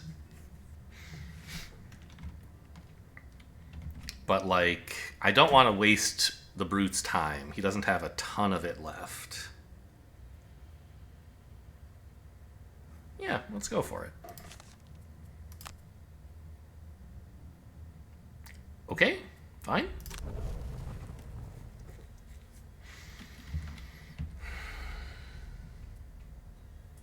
And I also don't want to move the Brute into the room by himself. Like, gosh, what a disaster that would be, right?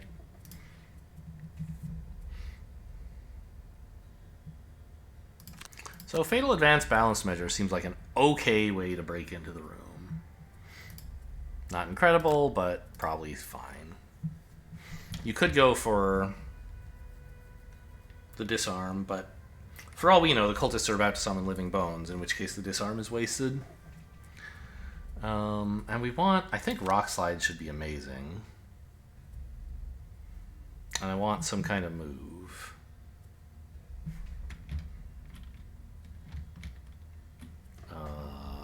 Massive Boulder could be good later. Dirt Tornado could be good later. Those are basically my only options. Okay. Well, let's say that I want to be... I probably want to clear the way or Heaving Swing next turn. Maybe I could arrange Heaving Swing, Dirt Tornado, which would be... Yeah, let's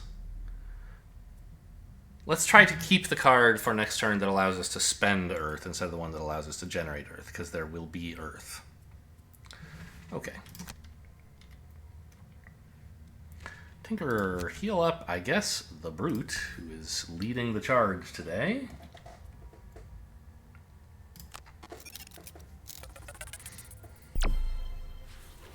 Maybe ill-advised, but oh well. Picky uppies? I don't know. I don't really want my next turn to include microbots, so let's say no.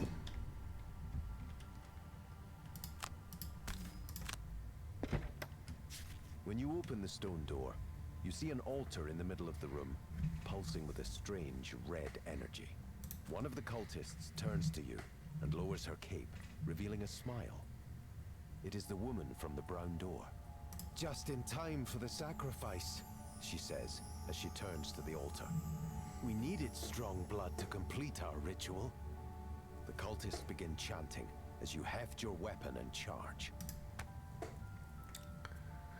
Okay, so they've drawn very badly. That's good news. They're not summoning living bones, and they're making a tiny attack, and the like don't kill them thing does not really matter at this time. Oh, whoops. I should have moved here then here. I forgot that it actually matters that I spend all 4 move. Okay. Let's roll that back real quick and make sure we... everyone played... So the Tinkerer kept microbots. Or no, kept microbots. Craghart played Rock Boulder. And we played Fatal Measure. Okay.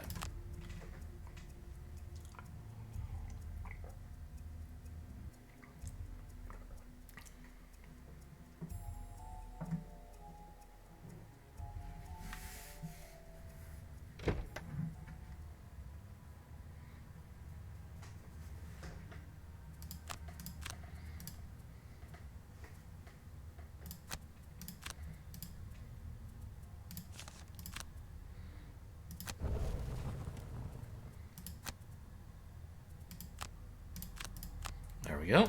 Try that again.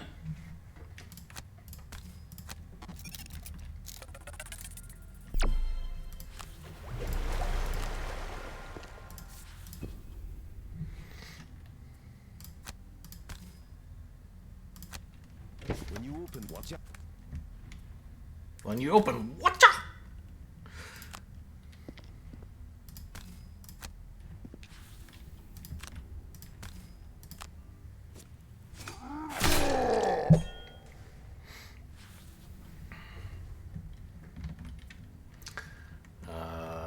Could pick up a card. I don't think I have to.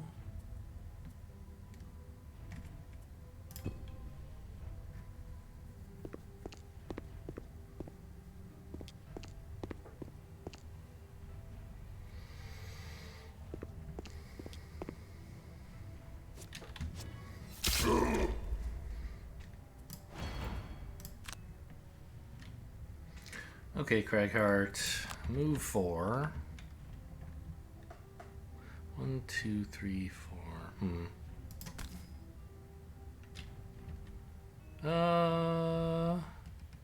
I could move a little bit more with the boots. Because I can't reach this square, which would be a nice place to reach, right? 1, 2, 3, 4. I have to get at least here to make sure that I can hit all of them. I think that's worth spending boots.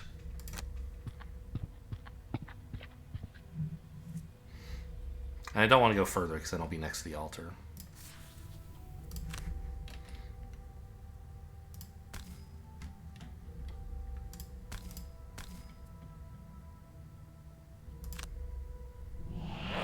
Actually, I should have put it here so I could clear the way. Do I really want to undo that? I kind of do. Okay, let's try that one more time.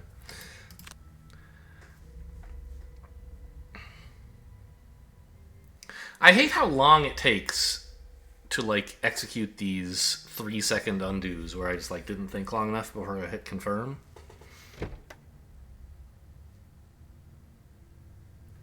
Especially when, you know, I don't have any new information. It's not like I'm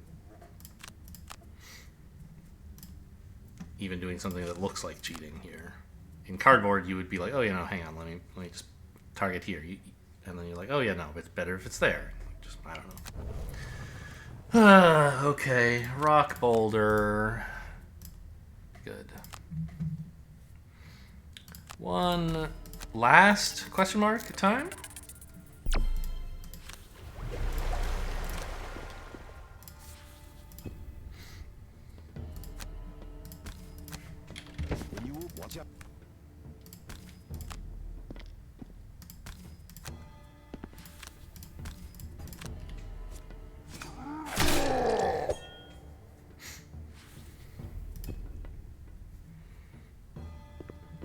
I mean, I do think we have enough ammunition left to finish these guys off. If they summon a ton of living bones, we could be in trouble.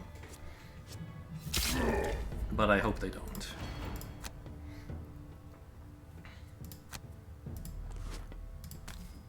And even if we're in trouble, we're like probably not dead. Okay, so the rock slide, it just targets allies and enemies. So I don't want to put it here, but I can put it here because I'm not my own ally. Sometimes I think I'm my own worst enemy, in fact. Haha. Actually, this is probably better because, on the one hand, like you want the spaces within 2 of the altar to be occupied, so that like, because mercenaries are less likely to want to move there, and you don't want enemies to move there.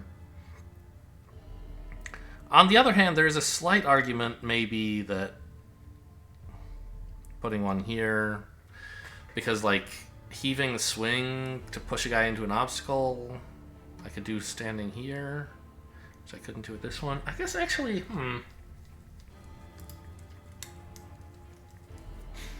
maybe I was supposed to put this here all along, because heaving swing pushes this guy into it, which it won't do if it's here. I guess I need to think about what I'm doing next turn before I decide. Like, heaving swing, I can spend earth. There's no problem with that. Like, heaving swing, dirt tornado is something I had in mind that I might do before I revealed the rune. But it's not looking like it's going to be very good, actually. So maybe, I mean, clear the way also. That's why it's tempting to put the obstacle here. But there's not really any place good to clear the way to, right? So I think heaving swing punching this guy is where I want to go.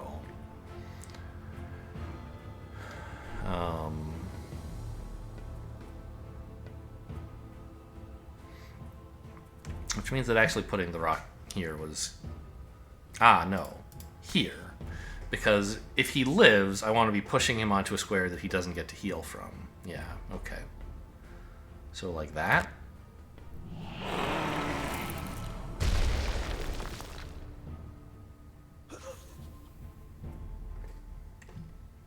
Don't need the stamina potion right now.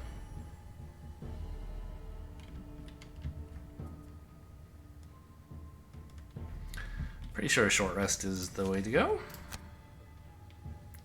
Crankbow is a nice attack, but I have lots of nice cards.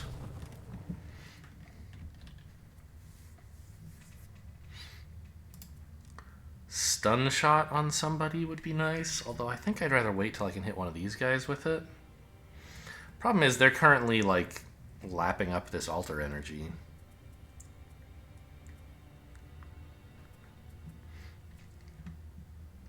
So I think I just go for a heal right now. Which could be stun shot. Sorry, no it couldn't. It could be stamina booster. It starts with ST. You see how I got confused.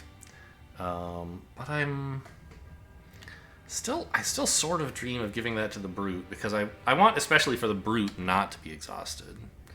And he looks like he's getting there. If he's exhausted, it hurts the Tinkerer more than if the Tinkerer is exhausted.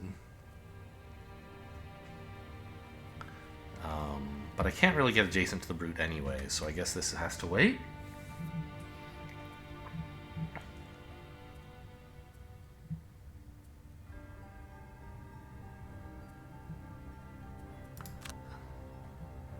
So I guess I'll stamina booster for the top half.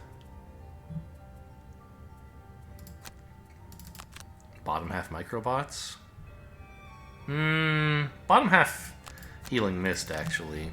I don't think I'm going to get a chance to use a ton of heals this round, because I want to do more attacking. So I might as well squeeze in the heal one.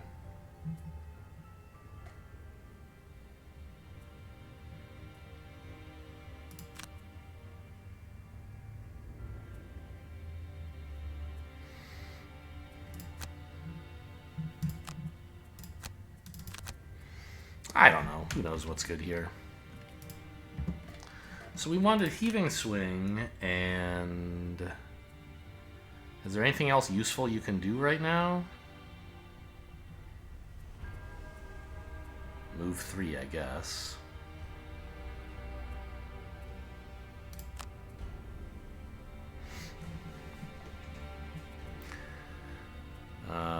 Dirt Tornado is unlikely to be very good anytime soon, so sure. I guess in more than move 3, it's important to move quickly, right? I like Rumbling Advance, so I'll go with Stone Pummel. It's a very powerful card, but not right now. Right now, I just want the initiative out of it. Okay, so here come the Living Bones. Let's see how many guys I can kill before that becomes an issue. Great.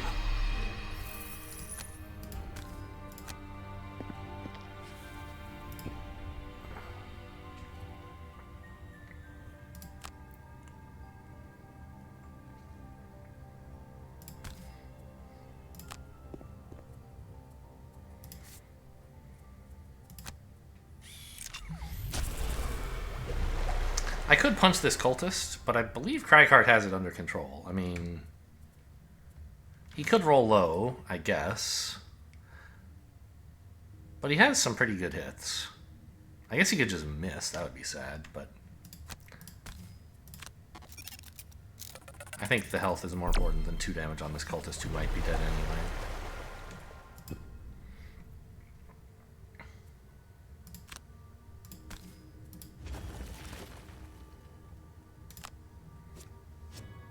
Got him.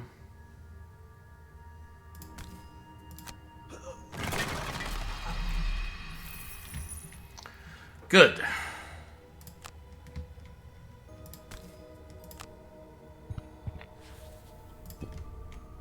I didn't want to stand here and have the altar hit me. I would be closer to the enemies, but not by a lot.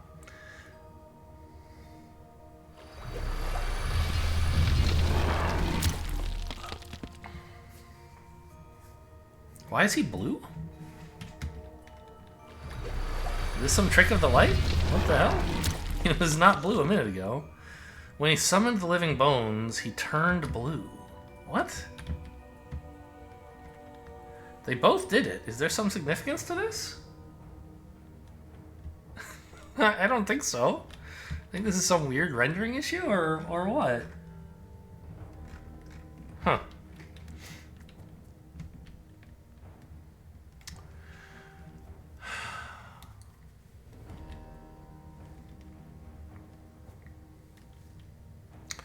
This is a good time to net shooter, I think.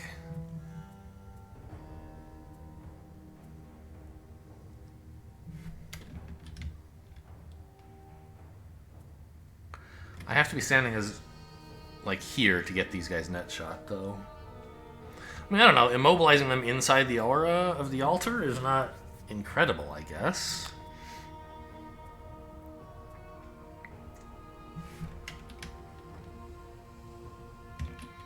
Oh no, this is close enough. I can be standing here.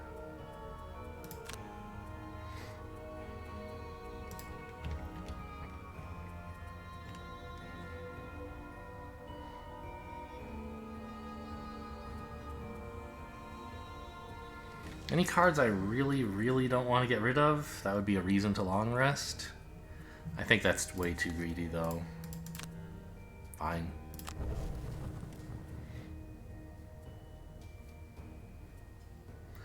So I could Fatal Advance to kill the Living Bones.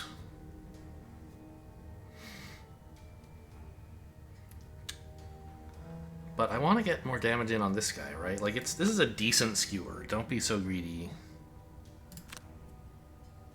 about it that you don't even... Yeah. And Balanced Measure should get to move pretty far.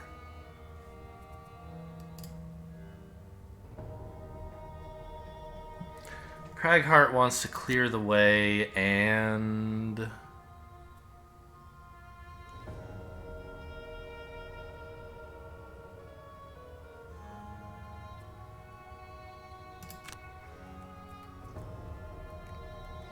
I don't know.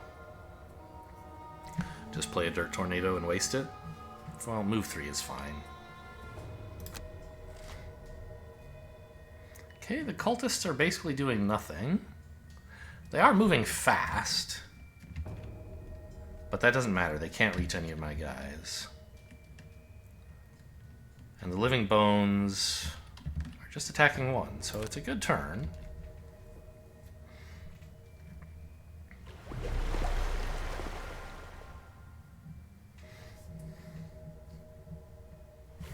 Move here. Nice. I guess maybe that doesn't really matter.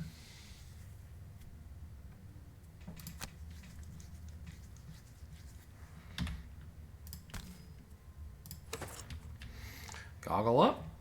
Power potion seems appropriate.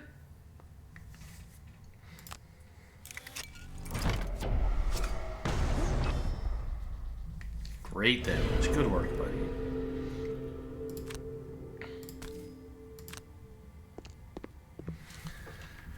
Rapidly running out of cards, but that's Gloomhaven, baby. That's what the game is all about.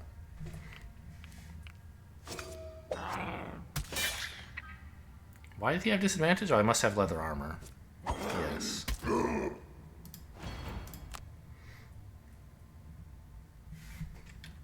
Not getting a great deal of movement since the skewer isn't hitting anybody, but it's still fine. Yeah, move 2. Good work on that. I think I'll just stay where I am, thanks.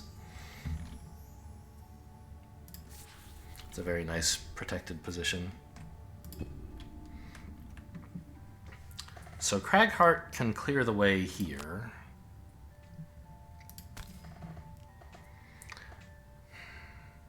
The poison is sort of going to waste since everyone's within the aura of the altar, but there's nothing that I can do about that. They're going to be there pretty much for the rest of the encounter.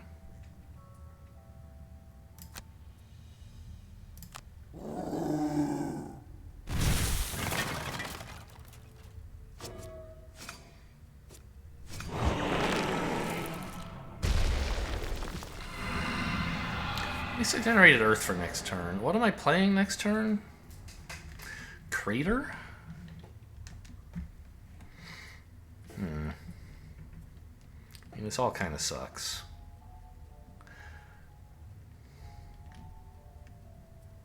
But I think I can not move right now. Like,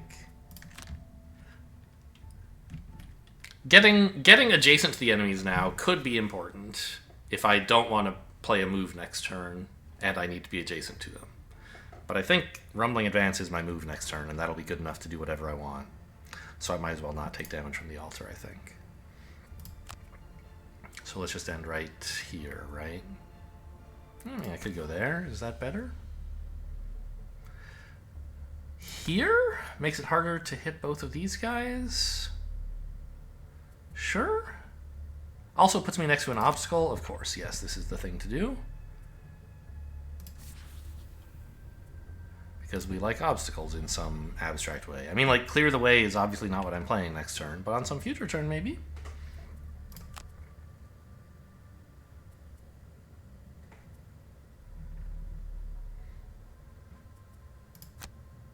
Oh, maybe I should have moved next to the Tinkerer and get advantage of the Flamethrower.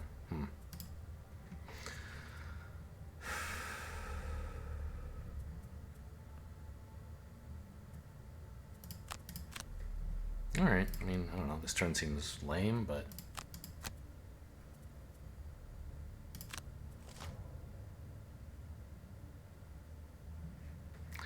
Cultists are summoning living bones. It really would be nice to kill them. Living bones is attacking but not moving, so we can get out of that.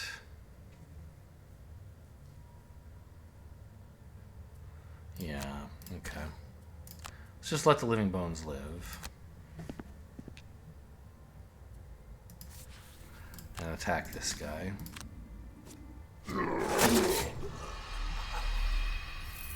I say let him live as if I had a choice. I don't think I was likely to kill him. But let's not attack him anyway. Oh, stunning this guy is nice, isn't it? The wound is going to go to waste because he's going to get healed by the altar. But he won't get to summon the living bones, which is pretty cool. Cragheart's not planning to kill him, is he? No, I don't think so.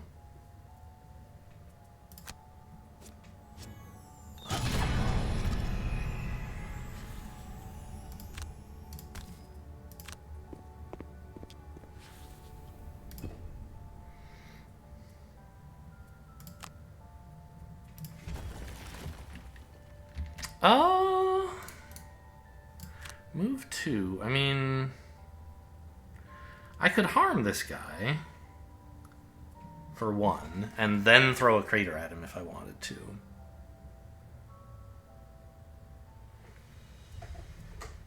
I guess the issue is, like... So the crater... I should have not moved... Well, I don't know.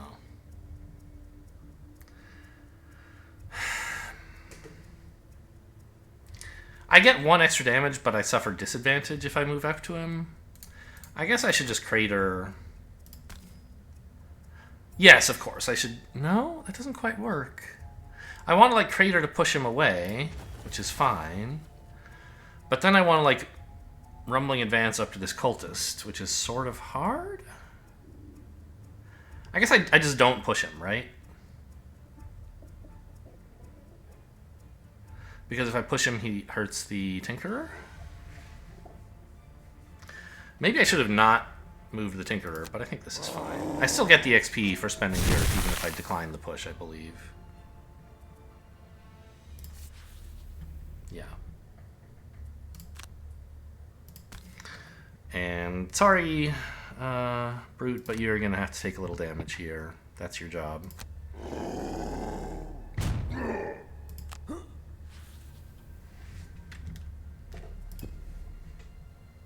Yeah, we definitely have enough ammunition to finish this level. We should be fine now. I'm finally willing to say we're doing okay. Ah, he didn't heal? That doesn't seem right.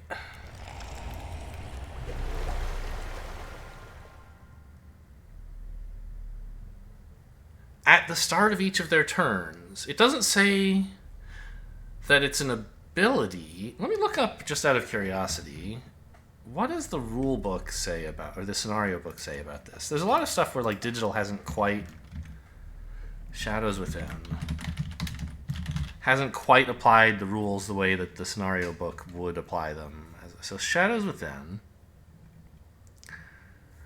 Special rules. All characters and character summons suffer 1 damage. All monsters heal 1 at the start of their turn. Oh, and like it actually tells us. I see. Yeah. So, I guess I can tell you what's going to happen when we finish things off here. It would be a spoiler in digital, but cardboard, the scenario book actually tells you like what's going on.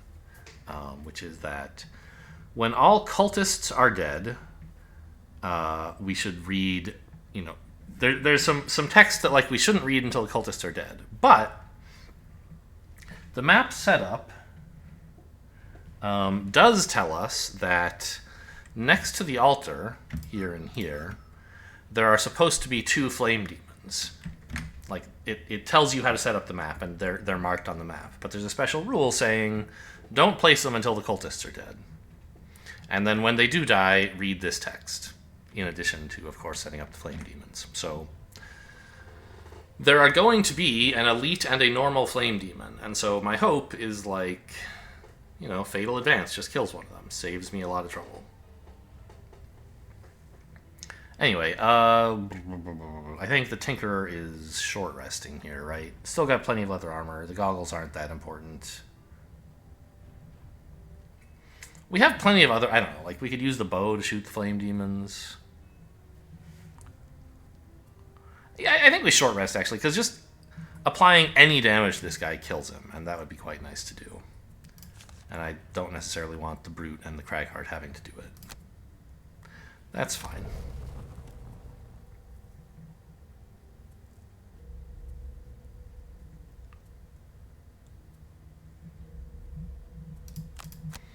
I think we're going to blow up the stamina booster here to give the Brute back a card, assuming he can get over here. Actually, Microbots for a big heal doesn't even do anything right now. What am I doing?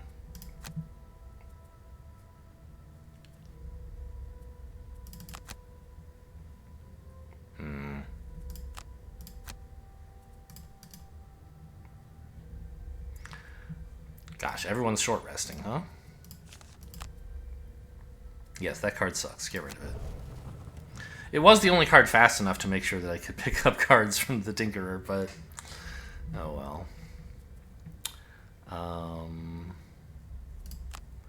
I'm kind of tempted to just like play the Fatal Measure now, but I'm not sure.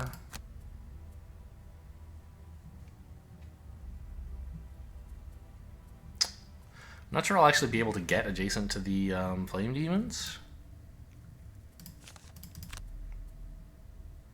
Oh, Heaving Swing is pretty good right now, isn't it? Yeah, not really. Let's get rid of it. Keep all my suffer cards. That's the important thing.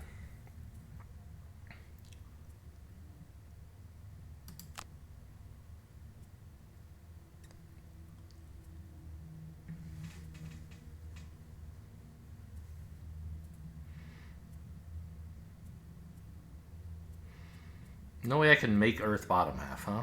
Oh, there is Rumbling Advance. Okay.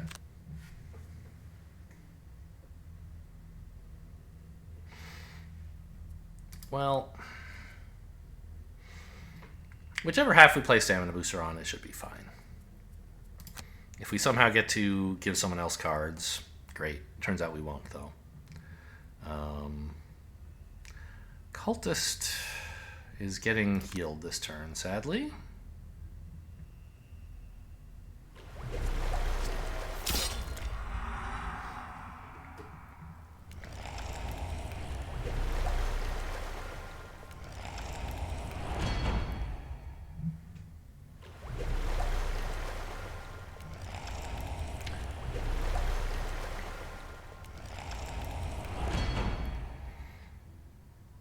So I guess we're playing Stamina Booster top half, because letting Cragheart recover cards doesn't seem like a great idea to me. It means I'm missing out on Stun Shot, but I think that's fine.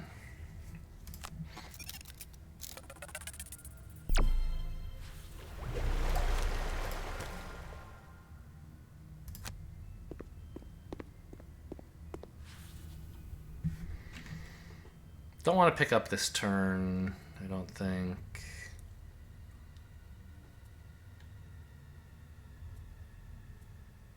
I'm not sure exactly how this is supposed to go.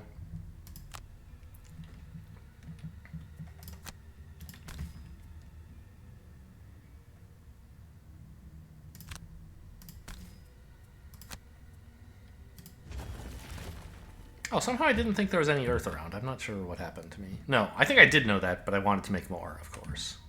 And I got confused about those things.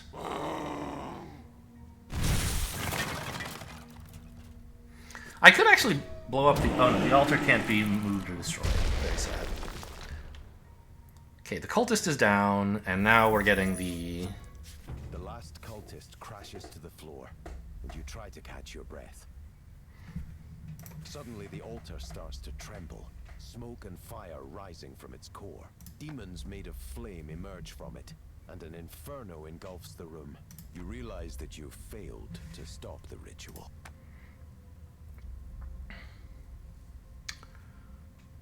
Why am I taking 5? Oh my god! I killed the cultist while adjacent to him. I forgot that's a thing. Okay. I'm gonna roll that back and move up here before I do it. Sure.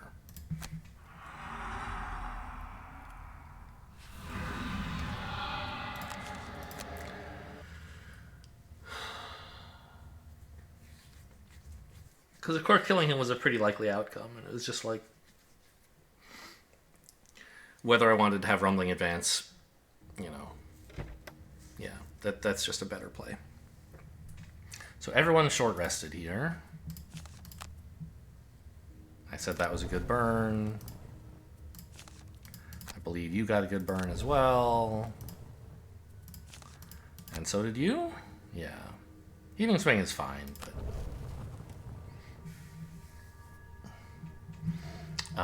I played Rumbling Advance and Clear the Way.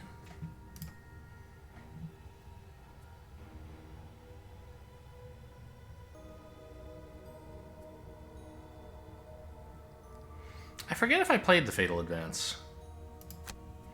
Probably.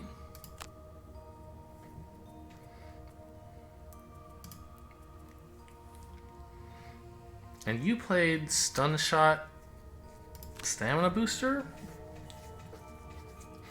Yeah. So I was trying to go fast, but could not.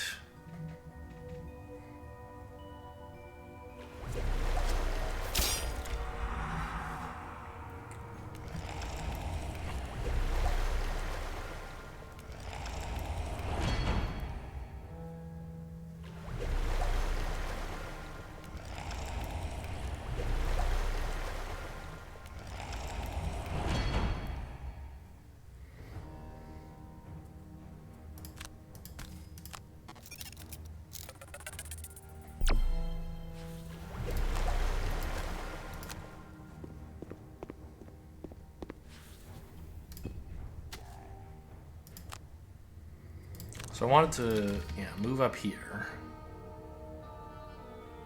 Or here, I guess? I don't know what, I think if you're standing where the Flame Demon would summon, it just summons adjacent, and I think this spot is fine.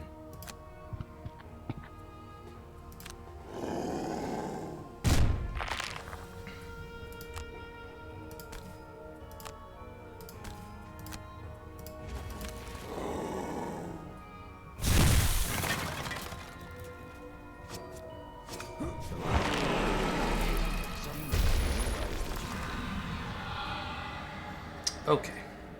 End turn? I could pick back up another card. I don't think either of these are that great right now. And now, do they get a turn right? Do they? It's not, the rulebook isn't really clear on whether they get a turn. Is it this? Well, sorry, the scenario book doesn't say. The rulebook may just have a general, should have a general case that covers this. Like, are these enemies that were revealed as if I opened a door, or something else? I don't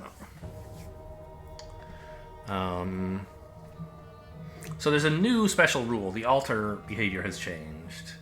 Instead of, damaging us and healing them if we're near the altar, no matter where we are, we just take 2 damage every turn. So that's exciting stuff. And they don't heal, at least.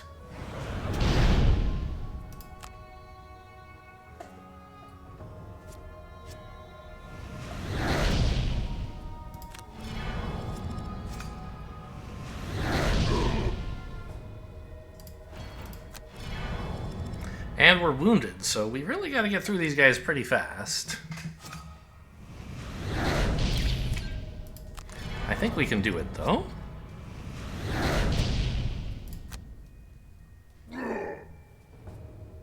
It's so much damage. He's just he's really in pain.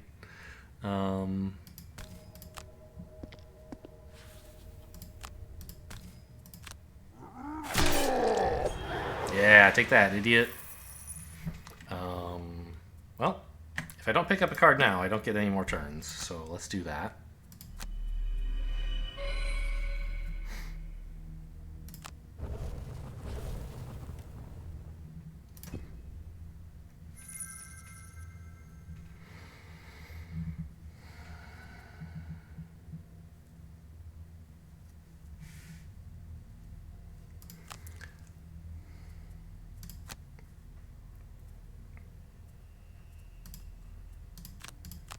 Is there air around? Of course there's not.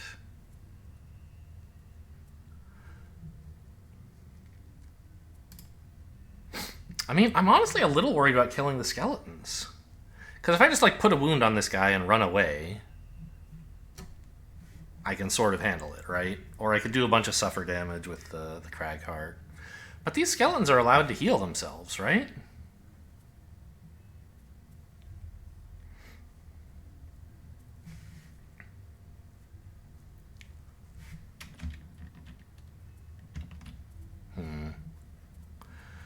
What if I burned up...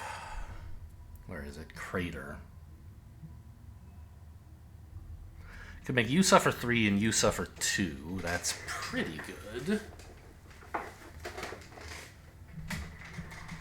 That plus Rock Slide just kills the right? Yeah, that seems all right.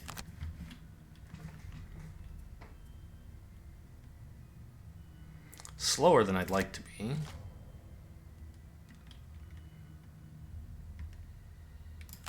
Okay, the skeletons are just attacking one. That's fine.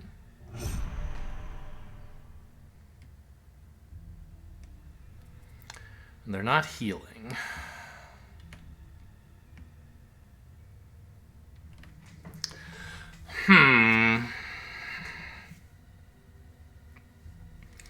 I kind of like Flamethrower on this guy to get a bunch of damage and a wound so that he's likely to die soon. On the other hand, the Microbots would heal the Tinkerer and get the wound off of him. I guess that sort of doesn't really matter. We need the Cragheart to finish this mission for us.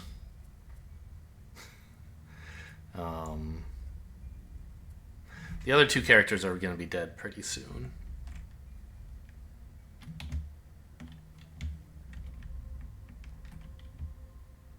Oh, how weird. Look at that. The background changes depending on the room we're in. This is a red room and these are green rooms. Huh. So that was a dungeon and this is some sort of... Oh, that's kind of cool. Is the texture of the clouds the same? It is. And there's no place in the middle where it's like kind of reddish, kind of green. It just changes instantly even if you move... Or changes completely even if you just barely move through the boundary. Okay.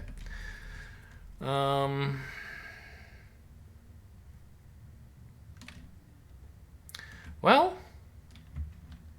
it's the Brute's last turn, and he can just about kill this guy, I suspect. Or he can kill anyone. Yeah, okay. Let's go for this.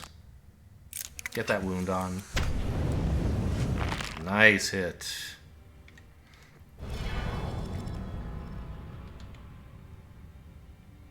Huh. Okay. Any gold lying around? I don't see any.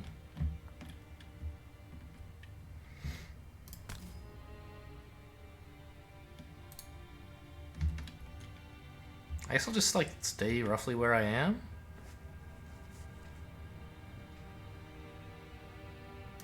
Maybe go here. It would be nice to maybe be able to get that gold, wouldn't it? I could get it. I could burn Microbots and spend my boots to grab that gold. It would be my last turn if I did that. Seems highly questionable. I would have to be certain. Well, I mean, there's no more actions happening before the Cragheart. And he is guaranteed making this guy suffer 3.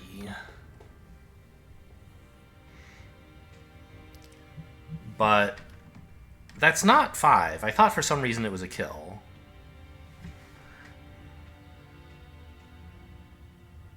No, he's making him suffer 4.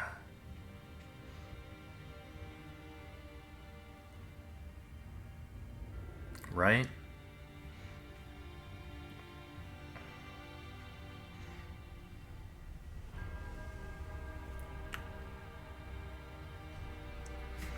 And this guy can suffer 5. So we're very close to having guaranteed kills on each of them, but I don't actually have it on either of them. So I think having stun shot around is really, really good. Therefore, I will not commit suicide for a 3 gold. Right, and this is where we want to be. Okay. Don't pick something up, it doesn't do anything. It won't do anything next turn either. I wasted my stamina potion by delaying using it for so long. I'll take 1. So the Brute has only one turn. Therefore, he should do this. Which, I mean,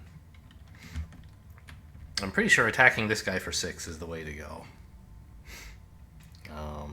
1, 2, 3, 4, 5, 6.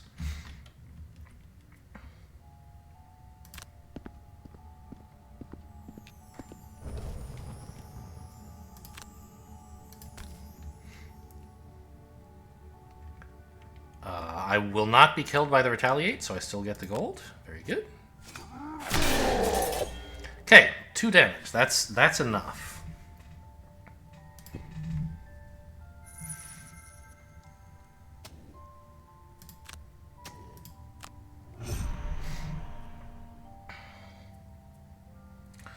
So it doesn't really matter what order I do these things in, right? I don't think so.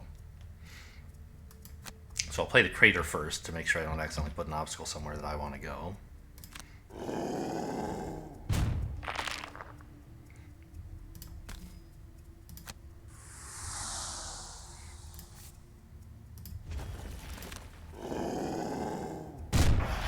Oh, I thought... Oh, right. The rock slide is how we're finishing this guy.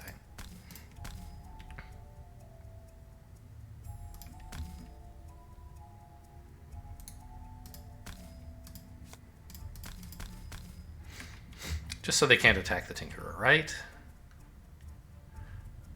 The Tinkerer is going to be using only ranged effects.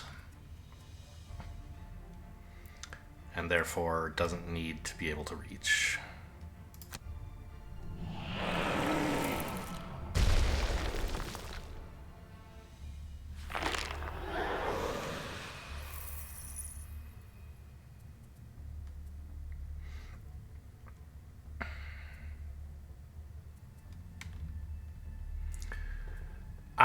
I mean, I think I want the rock slide back, right?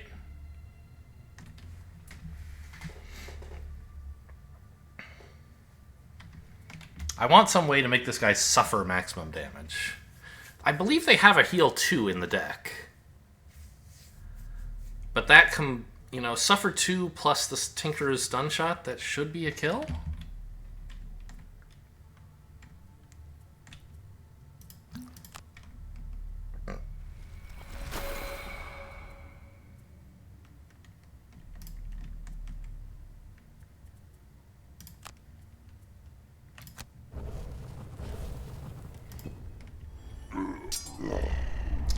There goes the Tinkerer's combat goal, alas.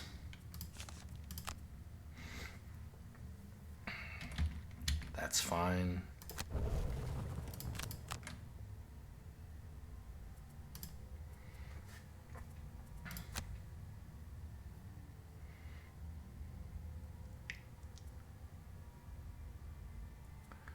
Any other way to get XP? I mean, I could Stone Pummel instead of Rock Slide, but that's not more XP.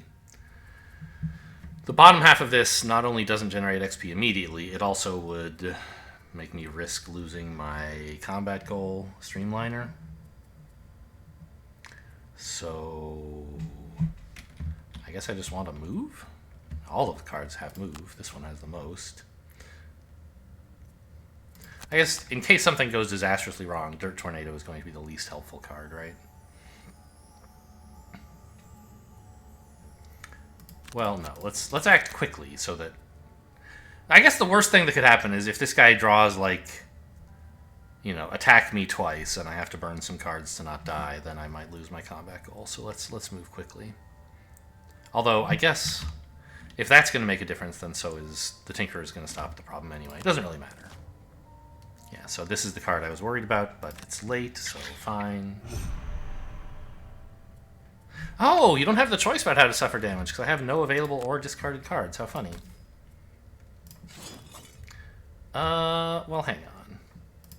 I don't actually want to pierce your shields. Because I want the Cragheart to get the kill. Oh, so I shouldn't attack at all, right? Because the Cragheart already has the kill.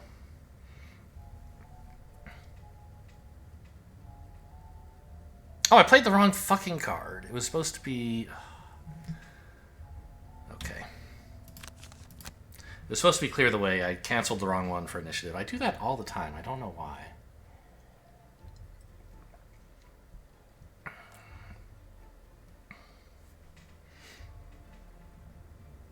Or Rock Slide. I don't know what I might have said Clear the Way.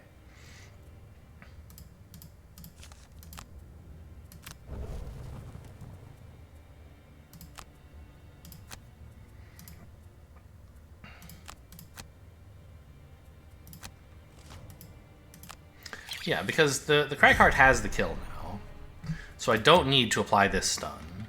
And if I do, I risk killing him too soon.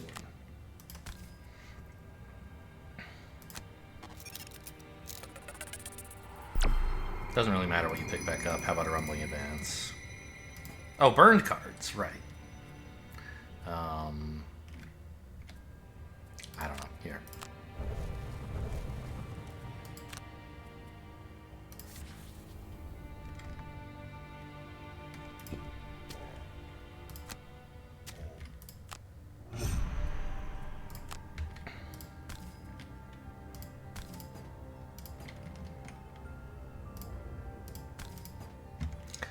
Yeah, you're not allowed to create.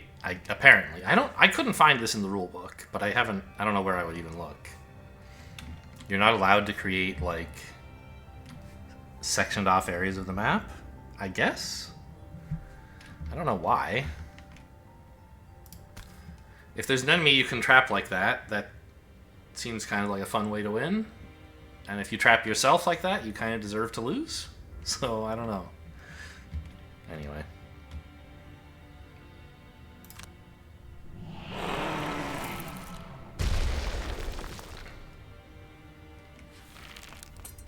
Success. And I could even, if I wanted, put this buff on. But let's not, just in case I've somehow miscalculated.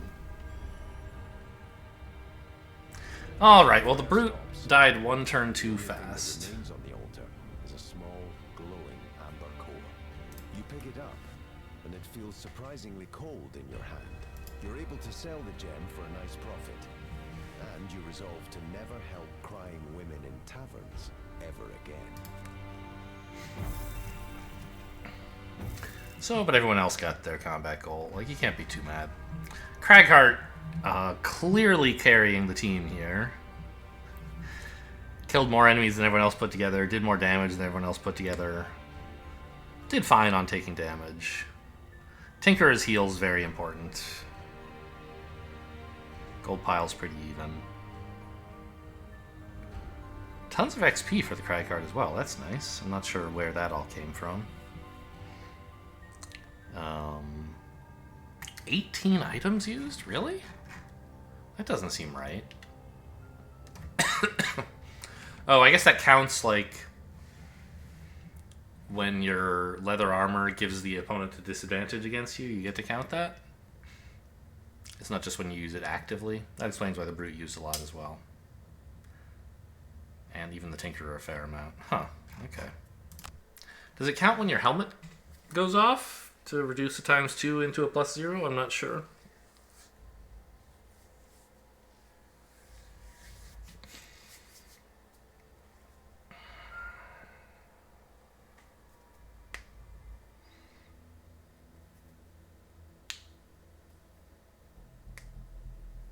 Okay, well, we handled that quest.